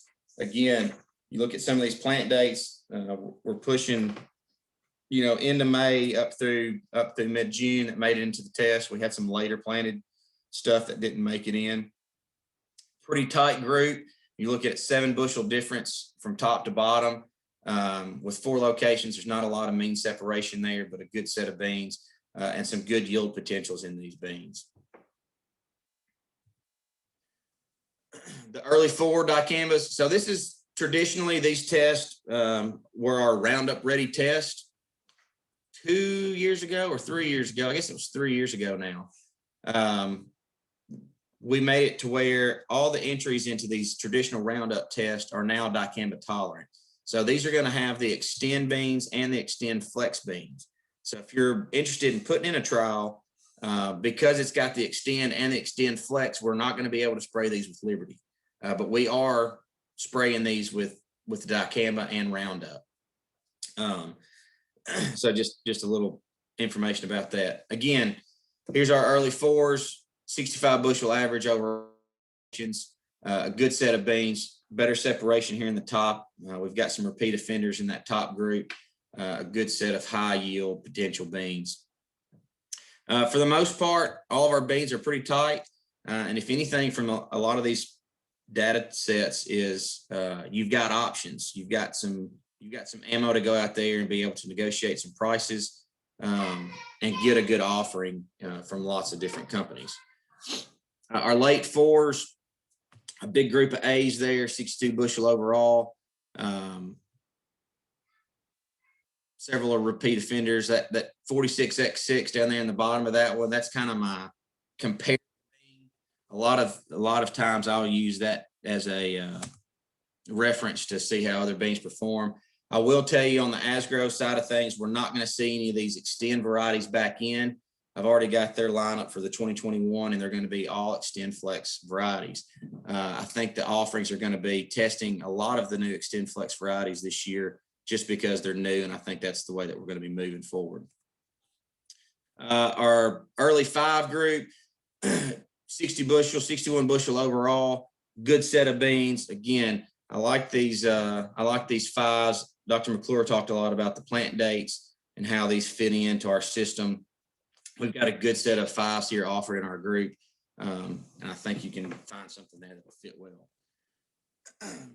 Quickly move through the end of the presentation here. So our Enlist trials, this is our traditional Liberty Link trials. And so last year I made it to where we didn't have any more straight goods Liberty, that they all had to be of the Enlist traits so that we could come in and spray 2,4-D and Liberty. So a small group here in the earlies. We've got a couple of Steins, Unisal Genetics and Dynagrow in here. I've already got several more in that early forward listing for the 21 season. And I hope to get this test a little bit larger, both in variety number and locations. So if you guys are interested in growing Enlist beans in your area, I'd love to try to get some more trials out there. Good set of beans, 63 bushel average overall. Our late 4 Enlist beans, 60 bushel average, a good set. We only had 3. We've got your Murray location here over at the experiment station, but 3 locations made it in. I think we planted 4 locations of this trial. So with 3 locations, not a lot of separation. The variability in the test is going to pretty much even out our averages, but a good set. We've got some good beans here. I'd love to see some more locations again on this test. Amanda, I believe that's all I have as far as our soybean and corn updates. If anybody's got any questions, feel free to holler at me. I think there's some, let's see if there's anything in the chat. How do I go there? Ron, I've been posting the link to all of You're posting links, great.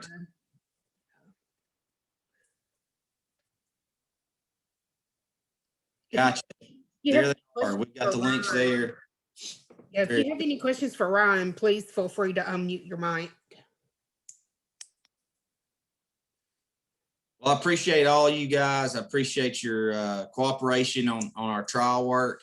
We do all we can to get on the farm, off the farm as quick as we can, out of your hair. You get a great set of data for yourself to use on your farm. There's no better way to know what's going to perform well on your farm unless you put it on your farm. This is an easy way to trial that.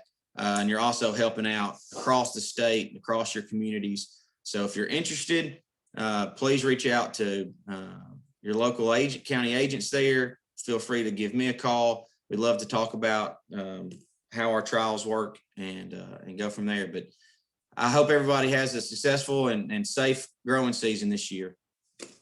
Hey, Ryan, this is Kevin. I was just going to follow that up because it's there's a lot of holes in these counties over here in Middle Tennessee. And just to let folks know, we have a way wagon you helped us get. It's located at the Research Center in Spring Hill. And there's a lot of agents in our priority area that will be glad to work together with producers, try to get some of these plots out and harvested. So yeah, we'd like to see more of them in our area, I think.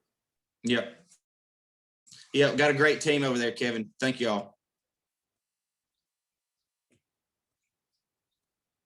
Y'all have a great day. Thanks, Ron. Maybe now get back to the son and daughter over there. I hope they're enjoying homeschool with dad today. They're always fun. Sometimes he brings the kids out to plots, and they always make it interesting. And I think sometimes they work harder than we do. They fight over who gets to run the vacuum and who gets to carry the bags. So I know I enjoy seeing them out there on plots with us. Our last presentation of the morning is Dr. Larry Steckel. He is our statewide weeds and herbicide specialist.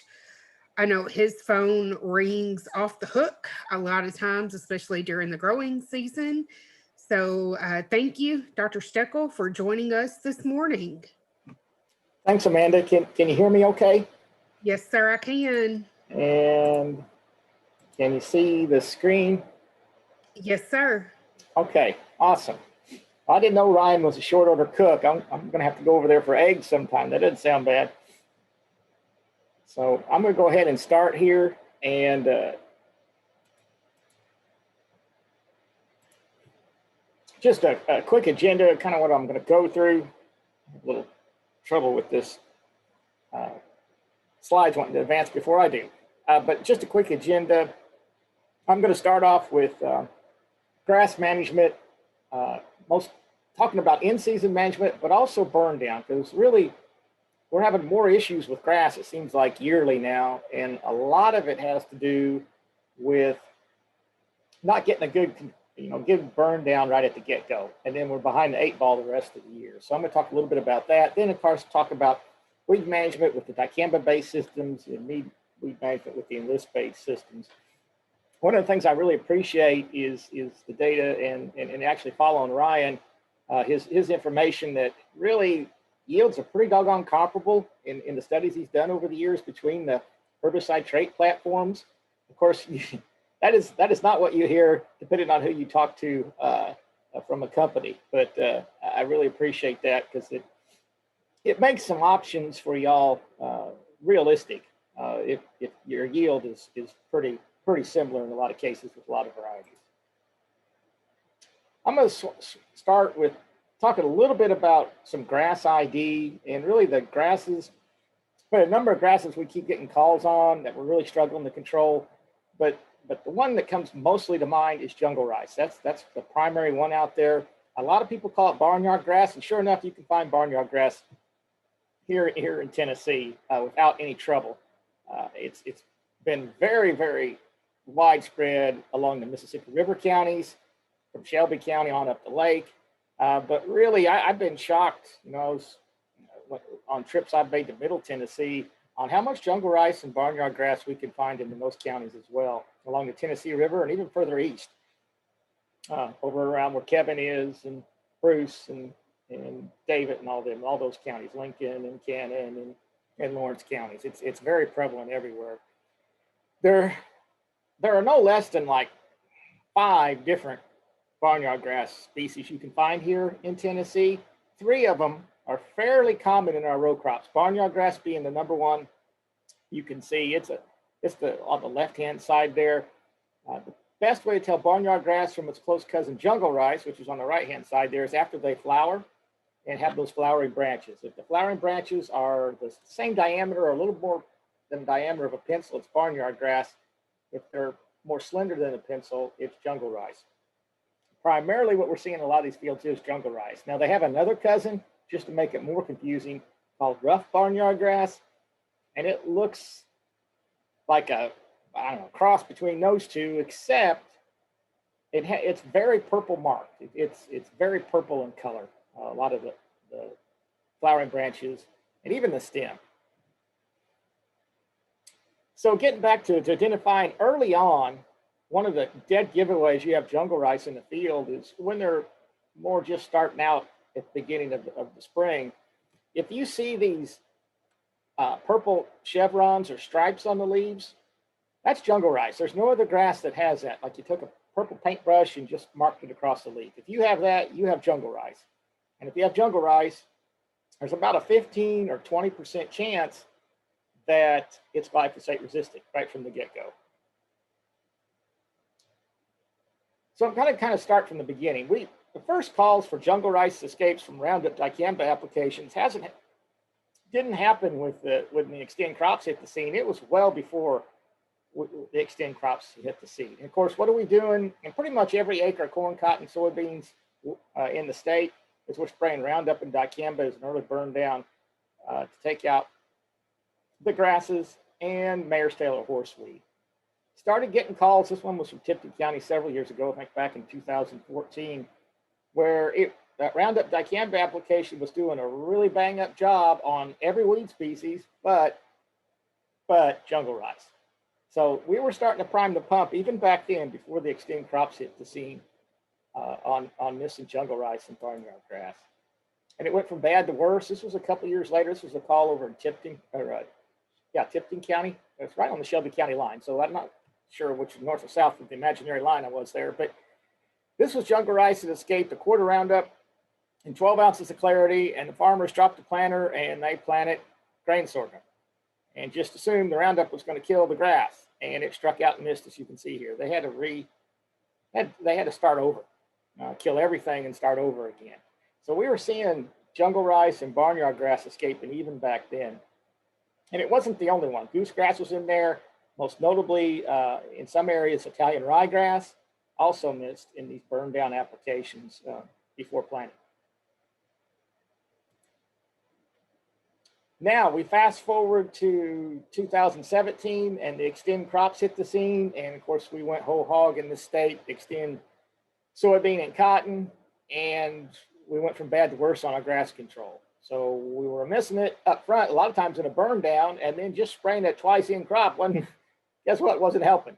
We were still missing a lot of these grasses in these soybeans. And it's been the #1 call we've gotten now for about 3 or 4 years. It's missing grass in our soybeans and in our cotton from Roundup dicamba applications. So what's going on here? This was some work Clay Perkins, a graduate student, did. He's in the short rows of his program now. And he had 3 locations across the state, and he went out and put some different mixes and matches on this jungle rice. And this is some interesting stuff. So you look at just straight goods Roundup, it's about 75% control. You'd like it to be better, but there is, in a good bit of our populations, a little bit of resistance out there to Roundup. So that's part of the issue. But when you add dicamba in with glyphosate, look what happens to the control. It drops off the ledge down to 50% control, which isn't near good enough. Basically, it doesn't kill hardly any of it. It stunts it, doesn't grow for a week or 2, and then it comes on. That's what we're seeing. Now, one of the things folks have done is added some clethodim into the tank with the Roundup dicamba, with the Ingenia and Roundup or the Extended Max and Roundup. That has propped up the control quite a bit better. However, it's not as good as if you just went out with glyphosate and tank mixed it with clethodim. That's going to be the pick of the litter as far as control consistently across a lot of our jungle rice and barnyard grass populations. Straight goods clethodim is just as good, which would be another very good option. Now, I do have to warn you, he's using some of the higher rates. Some of these lower rates we've been using of clethodim, and it gets a little tricky here because you got 1 pound, 2 pound, and 3 pound clethodim products out there. So when I start talking rates, people get confused pretty quick. But you know, I like, if you're going with a 3 pound clethodim, like section 3, you know, it needs to be up there towards the high end, 8, 9, 10 ounces to do a good job if you're looking at that 3 pound product. So, but you put dicamba in with clethodim, your control does suffer. Now, statistically, it didn't, but what you see in the field, you will see it suffer. But if you apply it with glyphosate, dicamba as directed. Now, this is what's interesting here from this treatment to this treatment is applied on label with the Ingenia label. So it's out there with glyphosate, dicamba, and a drift reduction agent. with the TTI nozzles. And look what happens to the control. It goes from bad over here to even worse. So not only are we seeing antagonism, when we start getting the DRA in there, we're not getting as much into the plant. You get those upright leaves in grass, you're using a big droplet nozzle with like a TTI, as you see here, compared to old flat fans. Those bigger droplets have a tendency to roll right off those flat old leaves, and you just don't get as much into the plant. Now, a lot of it has to do to antagonism or to the artifacts of the Ingenia label or the Extended Max label, where you got to use a TTI nozzle and a drift reduction agent. That's a big part of the reason we're missing these grasses. Another is resistance. This was a population in Shelby County that we tested a couple of years ago, and you can see even 66 ounces of a 2-pound clethodim, and we got survivors. So we do have some resistance out there. And the recent survey that Clay did, about 15 to 20% of the jungle rice population in this state is glyphosate resistant. So you're off to a bad start from the get-go. So this was another test he did where he had 3 different locations and looked at a lot of these mixes and matches. But one of these locations had glyphosate resistant jungle rice in it.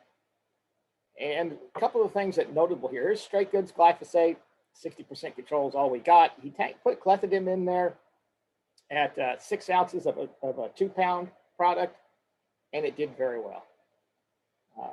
You look at glyphosate and dicamba, not so sporty. You put clethodim in there, it props it back up quite a bit.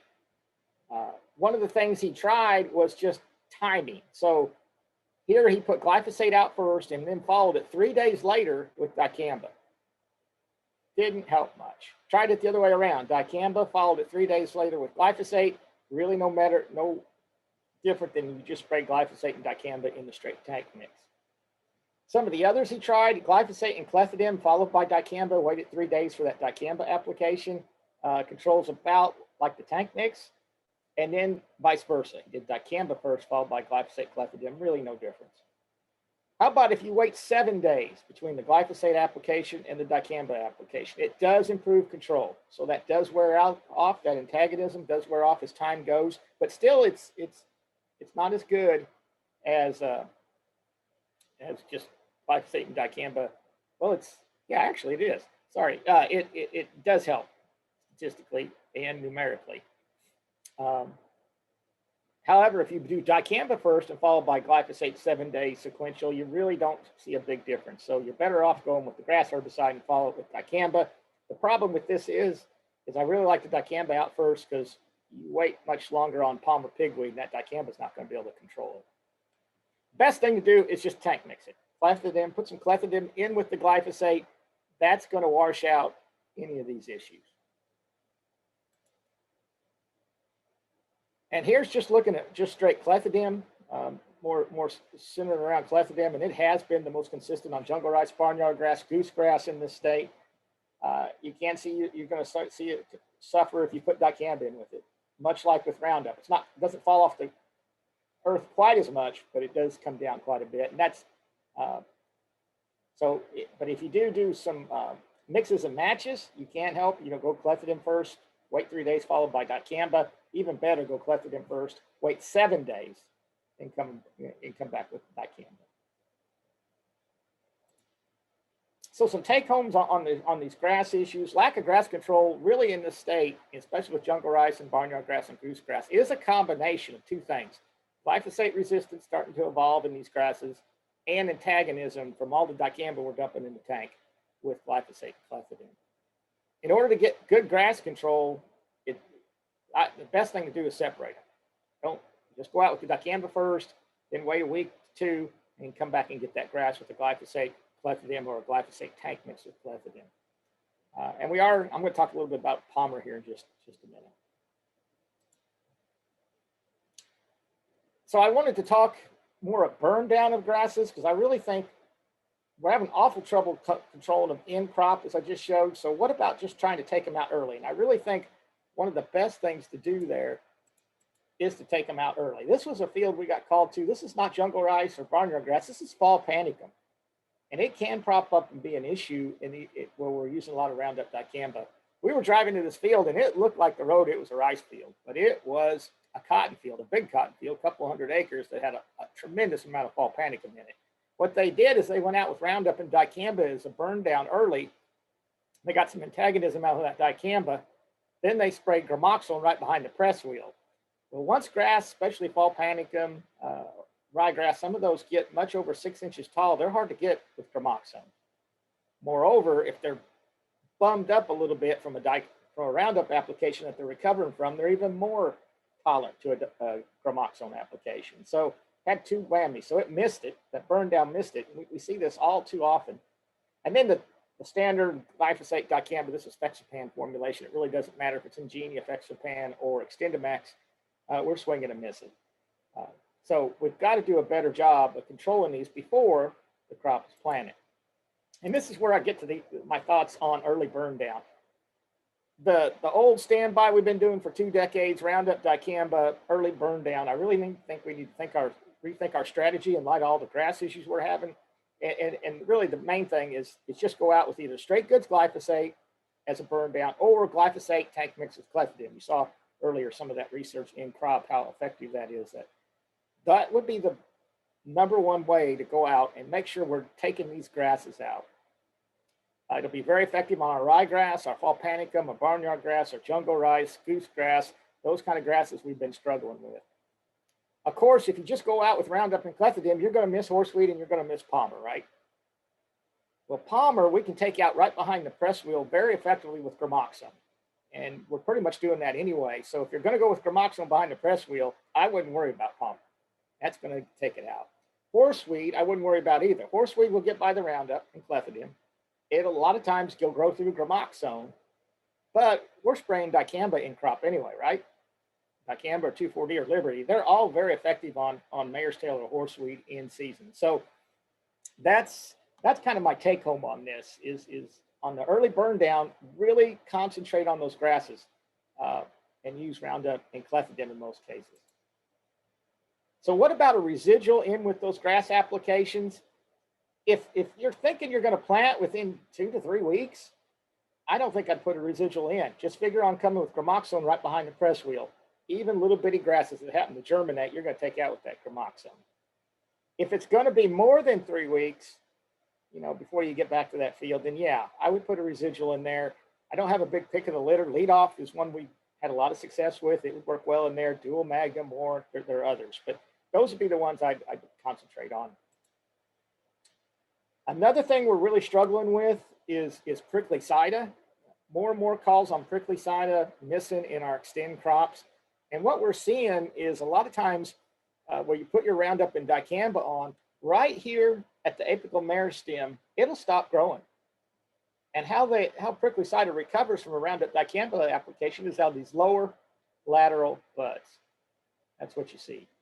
I think a lot of the dicamba probably gets sequestered right there in the apical meristem at the growing point, and it just recovers from these lower buds.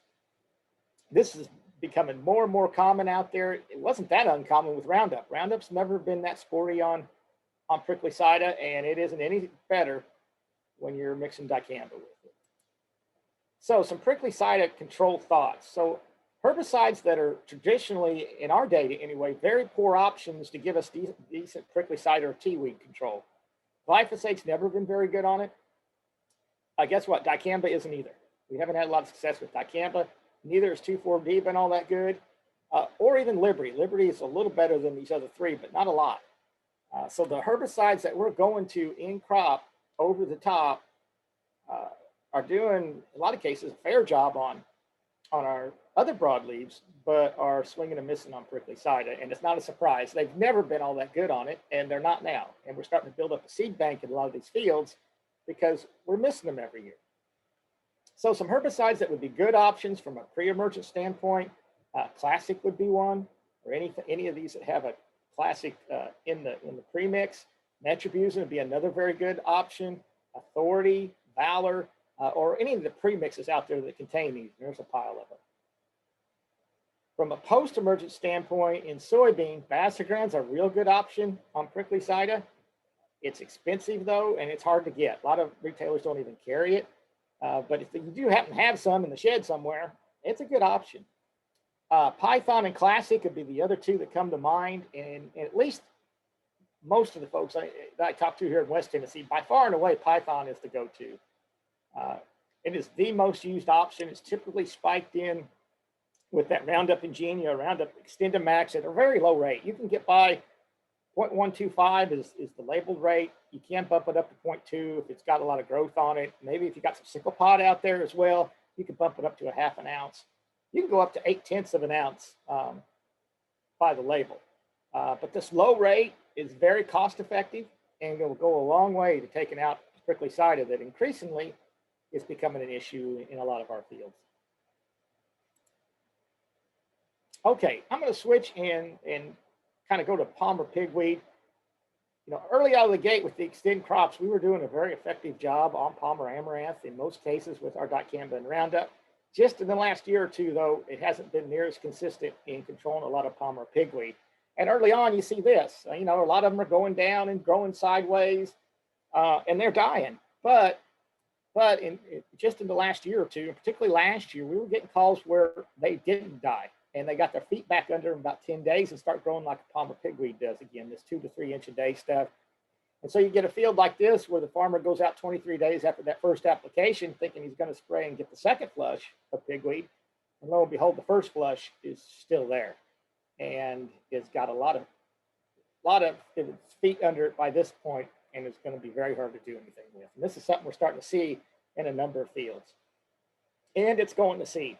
This is a field in Gibson County, and there's really kind of two epicenters where we're seeing Palmer pigweed slide through dicamba.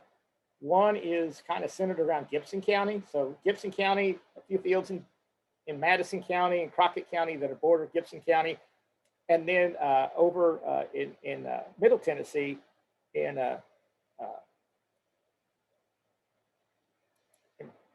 Bledsoe County. I forget the county's name now. Anyway, it'll come to me here in just a minute. So why are we seeing dicamba not work here on Palmer pigweed, maybe quicker than some other states? And I think a lot of it has to go back to just how much dicamba we've used in this state compared to others, and how much we've really leaned on dicamba through the years. This is the USGS survey of dicamba use over the last 20 plus years now. And so brown is a lot more dicamba used per square mile. So this is pounds, their estimate of pounds used per square mile in these states. And you're looking back in 1997 and look at West Tennessee and even Middle Tennessee. We're pretty much white or light yellow. Very little dicamba was used. If it was used, it was maybe a little dab in some corn or grain sorghum, or more notably in Middle and East Tennessee in pastures. Usually it's a weed master, so at a very low rate. Y'all know what happened then. Roundup stopped working on mare's tail, and so everybody dumped dicamba in the tank as a burn down. About 2003, pretty much everybody got on board by then, but by 2007, we were literally leaning on dicamba as a burn down early. And guess what? We were exposing a lot of Palmer pigweed as well to low rates of dicamba. Most of them were going out at 8 ounces. That's a 1/4 pound. That's half the rate we're using in crop in soybean today. And so we were starting to select for low-level resistance or tolerance, even back as early as 2004, 2005, 2007. And now you look at where we are today. It's 2017. This is the most latest estimate. We'll have everything quite today. And we are very brown. If you go to 2020, we'd be even more brown. We're really leaning on dicamba heavy. And because we started priming the pump back 10, 12 years ago, we and really leaning on it today, we're really selecting for Palmer pigweed that's got tolerance, if not outright resistance. So what's this look like? This is low-level dicamba resistance. It's not just completely walking through it under phase like it does with Roundup today. It'll grow sideways for a spell. You know, this was sprayed on label, but it'll grow sideways for a spell, not very fast, for about 7, 8, 9, 10 days. And then it starts to get its feet back under it. Typically what you see is the apical meristem kind of dampens off like it did with that prickly cider, and you get lateral growth out of these lower lateral buds. That's how it's recovering. and it keeps right on recovering. A lot of times when I walk into these fields where we're seeing them escape a Roundup dicamba application, I can tell the height of the pigweed was when they sprayed it. I mean, it doesn't grow anymore after it's been sprayed. So I mean, like this one's 4 inches tall. That's the apical meristem when it was originally sprayed. Probably the dicamba got sequestered in there. And then you got these lower lateral buds. And that's how it recovered. And it keeps right on recovering. Just growing like a regular plant till you get stuff that looks like this. This is, again, they recovered it. This is the growing point when it got sprayed. You get you this recovery out of these lower lateral buds, and you get these Palmer pigweed that look like something out of 20,000 Leagues Under the Sea, that big octopus that attacks. So this is what we run into, not always, but often, is what it looks like with this dicamba resistant Palmer amaranth. So this last year, in 2019, we got our first calls on resistance. So we went out and collected seed. The problem is in the state is I don't have any Palmer pigweed in this state that we can compare to that hasn't been exposed to dicamba for 20 years. So I sent some seeds off to my colleague, Dr. Peter Dotre in Lubbock, Texas, and he compared our pigweed population to one he sourced right there at home in Lubbock, Texas. And there's a lot of bars here, but let's concentrate on their orange bar.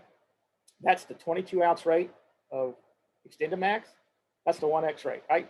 So what we see here is that 1X rate, 22 ounces of XtendiMax tank mix with Roundup, we got 95, 96% control. It's about what we'd expect when this first came out in our neck of the woods. Now, you look at Bedford County. That was the county that one picture came from, over in Middle Tennessee. It was one of the more resistant sites we had. We're only getting a little better than 60% control with that 22-ounce rate there. And in fact, in the greenhouse, we're documenting now this Bedford population is about 3-fold resistant to dicamba, and also showing some tolerance to 2,4-D as well. How about Tipton County? This was a population in Tipton County where the pigweed survived the Roundup dicamba application, and you can see it's statistically different than the Lubbock, Texas. So it's got tolerance bordering on resistance to dicamba, and we've got another site here that's resistant. So what we're seeing in this state of Tennessee is we're seeing segregating populations in a lot of our fields where we're seeing either enhanced tolerance to dicamba to outright resistance, to where we're not controlling it with the 1X rate or even 2X rate is struggling. So that's where we are. It's starting in a few fields. This is what it looks like in the greenhouse for some of the screens we did. So this is a Weakley County population we tested, and you can see it all cooperated and died dead as a hammer, compared to that Bedford County population where most of them survive, and they keep right on surviving. They grow sideways a little bit, but they do recover. And that's what we're seeing from these more tolerant to resistant populations. So we went from the greenhouse to the field. This was some field work we did this past year. And again, there's a lot of bars on here, but we did these in a number of areas here in West Tennessee. We did the 22-ounce rate. That's the green bar. That's one we'll concentrate on here. And you can see from most of these populations we got called to, following up from what we saw in 2019, this was in 2020, most of them at best in the field were getting 60% control, which is very comparable to what we saw in the greenhouse. And this is what it looks like in the field. We're 50, 60% control. So we're basically not killing that many of them. We're basically stunting them, slowing them down.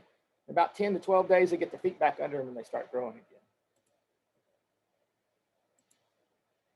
So what do we do to manage them? Well, that second shot over the top, instead of coming back with a dicamba, hit it with Liberty. That's looking like it's a better solution, especially in our Xtend cotton where we can put Liberty on it. That's going to be the way to go. And I know Ryan mentioned the Xtend Flex soybeans that are on the market. I'm sure glad they are, because Liberty coming back after that first dicamba application is going to be the way to manage it. So again, what about multiple dicamba applications? That's what we've been doing in Xtend crops. This is one of the field sites we did some work on. Here we are. We went out there, 4 to 8 inch Palmer pigweed, which is a little big, but gosh, in reality, that's where a lot of our pigweed are getting sprayed. We only got about 40% control with 1 shot of XtendiMax and Roundup. 2 shots separated by 10 days, it helped, but it's still way below what we need, right? Whether we put Roundup with that 2nd shot or not, we didn't get the control we really needed. So that's what we're seeing with 2 shots. You'd be a lot better off with a Liberty application. And this was a field call in Crockett County this past year. This farmer must have had inklings that dicamba wasn't working all that sporty on his palmer last year, because he went out with a pint of Ingenia and a quart of Roundup. That didn't control it, so he came back with another pint of Ingenia and a quart of Roundup, and this picture was taken 18 days later. He'd have been a lot better off if that would have been a quart of Liberty and not a pint of Ingenia. So because Palmer pigweed, we're starting to scuffle on controlling it, like I showed in that last picture, we do have some farmers pushing the rate. So this was a study Clay did looking at pushing the rate of dicamba, just seeing what effect that has. Now, it does improve the pigweed control, but it really makes grass control even worse. So here we got glyphosate and Ingenia at the 12.8 ounces, that gallon to 10 rate. And you start pushing the rate of Ingenia up to 20 ounces or 25 ounces, you can see you get a stair step down of grass control. You start applying glyphosate and dicamba as directed by the Ingenia label with that drift reduction agent, and it gets even worse. So we're making the grass control, and I think it's one of the reasons grass is becoming more of an issue in the state, is because we do have a number of people starting to push that dicamba rate. So what about 2,4-D? I got one slide that sum this up. So really, if the palmer in your field is showing tolerance to borderline to resistance to dicamba, it's going to be pretty doggone resistant to 2,4-D as well. This was a field in Gibson County that was Xtend cotton in 2019. The dicamba didn't work very well on his palmer, so he went with Enlist cotton in 2020, and this is what it looked like after a couple shots of 2,4-D in Enlist 1. He still had escapes.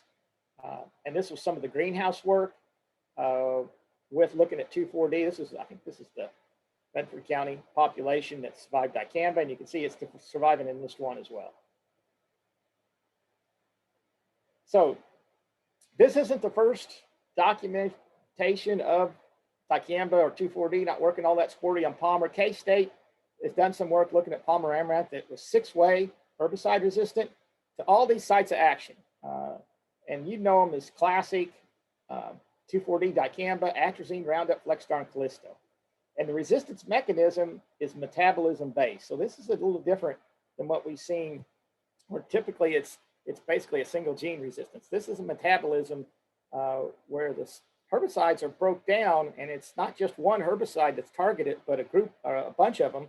And it really doesn't matter if you've been using it for a long time there or not. This Palmer amaranth from K-State was pulled out of a long-term grain sorghum field that had been grain sorghum for 40 years. All they sprayed on it was Roundup, or not Roundup, but was 2,4-D and atrazine.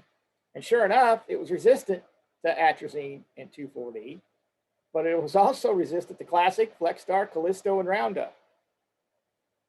And had never seen those herbicides. And so that's what we're seeing with this metabolism. And I think just by judging from what we're seeing out in the field, that's a good guess of what we're starting to see in our Palmer pigweed here in Tennessee. And this is the K-State work. You can see he has the susceptible population on one side and the resistant population on the other. The only herbicides that worked were Liberty and Paraquat. Everything else struck out. Cobra, Callisto, glyphosate, atrazine, 2,4-D, and that's Gleam, which is close cousin to Classic. So how are we going to manage this Palmer pigweed and extend crops? First, start clean. We talked a good bit about that. You can't have any pigweed up at planting. Gramoxone behind the press wheel is a must. Use a pre that's effective on palmer and grasses. We talked about some of those. But here's the key. Don't wait more than 7 to 10 days to come back with a follow-up Liberty application on any of those palmer that escaped the dicamba application. That's the problem. If you wait 2, 3, 4 weeks to come back with that second application, you're not going to do near as well. And then if you got grasses that escape, come back with glyphosate, probably best at this point with some Pathogen thrown in as well. For the enlist crops out there, it's basically the same song, different verse. Start clean, use an effective pre. The biggest difference between the two technologies is you can tank mix Enlist 1 and Liberty. Do so. This should be the only way Enlist 1 goes out, in my opinion, here in Tennessee. It is money on Palmer Amaranth. Whether the Palmer is resistant to Enlist 1 or dicamba or not, if you mix the two together, I always get very good control.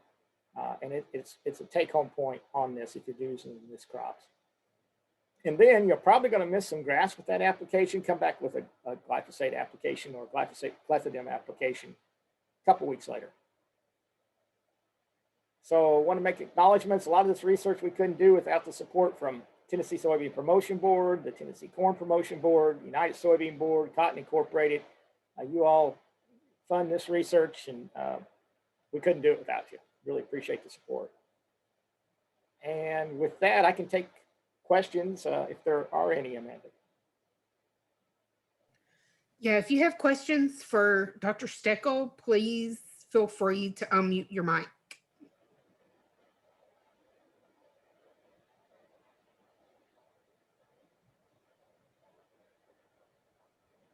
And Larry, over in the chat, I had included the weed control homepage and also a link to the weed control manual if anybody needs it.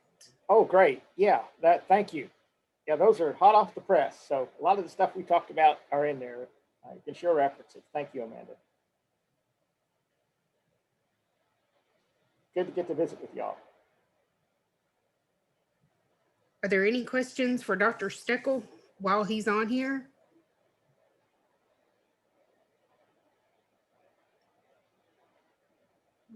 I'm not seeing any in the chat, and I'm not hearing anybody trying to chime in. So thank you for joining us this morning. I really appreciate it. Again, I'm glad we all didn't have to drive to Intern in Spring Hill this morning.